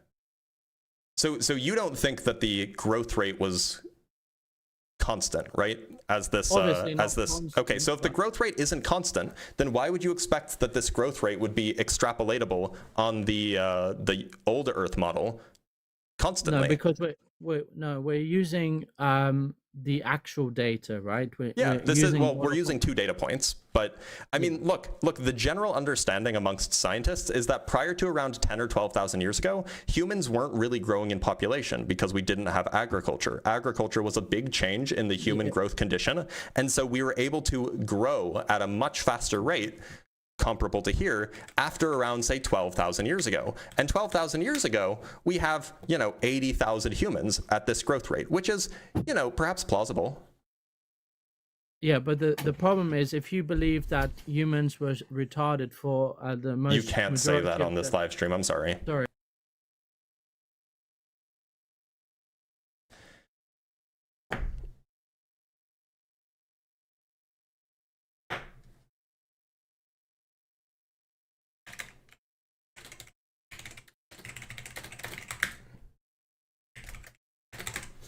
Okay. Yeah, so look, I'll just summarize what was happening there, because, I'm not going to have a guy who uses slurs on my channel, but just to clarify, like, what's happening. So he wants to say that it's impossible that humans have been around for 300,000 years because, this exponential growth rate that I just hid, this exponential growth rate says that there should be no humans 100,000 years ago, right? If I plug in 100,000 years here, then you should get basically 0 humans. But the point is that human growth rate has not been constant, right? That's the whole business. Human growth rate has changed significantly depending on the environment and depending on the situation. So prior to humans having agriculture, right? Prior to humans having agriculture, human population wasn't really growing, right? It's just not really a thing. And so if you have a constant population, your growth rate is 0. Now, once you start doing agriculture, then it's super, super easy for your population to grow because you can produce a lot more food. And so so what you would expect is the rate of population growth to change dramatically between before agriculture existed and after agriculture existed. Similarly, before and after the Industrial Revolution, you see a difference in population growth rate because the Industrial Revolution, again, made population growth rates significantly faster. And so the claim that you can rely on some continuous population growth rate in order to show that it's impossible that humans have existed for hundreds of thousands of years is fundamentally flawed. Now, it is just about that time anyway, so I should probably end the live soon, but I'm going to read some super chats first. So we have $2, 2 Canuck bucks from Shieldsy again. I would donate 100%. I would 100% donate more money to talk more. I can't make that a general trend. I apologize, Shieldsy. Shieldsy sends another 2 Canuck bucks. How much would it take? How much would it take a fitty? We can't do that. That can't be the general trend. Nectu sent 1,600 jewels for the thankful heart. I appreciate that. Thank you, Nectu, as always. Nectu's a longtime supporter. And we have $5 from Dr. Fudge. Tip for the principled anti-R word stance. To be honest, other people keep guys like that up, deserve the drop. Yeah, my general rule of thumb is like, don't do it. Just don't do it. Like, it's just shitty, right? All right, y'all. So it is time for the live to be over. I need some coffee. I need some lunch. So why not you guys go watch somebody else? Let's see who's live. See if anybody's live to see where I can send you. I don't think Ian's live yet. Ian will be live in like an hour. You know what you guys should all do for the memes? Oh, I'm sorry. There are some Cash Apps that I need to read. I need to read those before I let everybody go. First, we have $10 from Shay for Modernity Validitize. It's too Monday for the. Yeah, that's true, Shay. That was regarding Free, who PhD Free, which was he was something else. And actually, before I let you guys go, because I will have a place to send you, so don't go anywhere yet. If you guys want access to my debate notes, which I used today, even though maybe you didn't see it, the debate notes are here. If you want access to these, it doesn't take much. It's like $5 a month. Just be a Patreon patron, be a YouTube member. You get access to my debate notes. They're pretty extensive. Like they have a whole bunch of like this is the debate notes for God. Here's debate notes for the flat Earth stuff. Like it's pretty extensive. I have sources and all of this thing. So if that's something you're interested in, consider doing it. I figure it's a good way to grow the channel on one hand, and it's a good way to get this information out on another hand. So you know we win-win. Anyway, y'all. That's the thing that you guys should consider doing. You don't have to, of course. Or you could also just join the Discord if you're 18 plus. That's a cool way to get access to me and get answers to my questions, if you will, or answers to your questions from me. But before we go anywhere, I want to send you guys over to Monkey Boy. So, oops. So Monkey Boy is his username is Monkey Boy Logic. His @ is @Darth_MB. He's a Phil bro, but he's a good Phil bro, and he's fun to listen to. So you guys should all go watch him. He usually only has like 50 viewers, and so if even 100 of you guys went over there, he would be very surprised and very pleasant and very pleased. So you guys should go do that. Go watch Monkey Boy. I'll probably be watching while making some coffee, and I will see you guys tomorrow for some Ask a Physicist. Take care, everybody.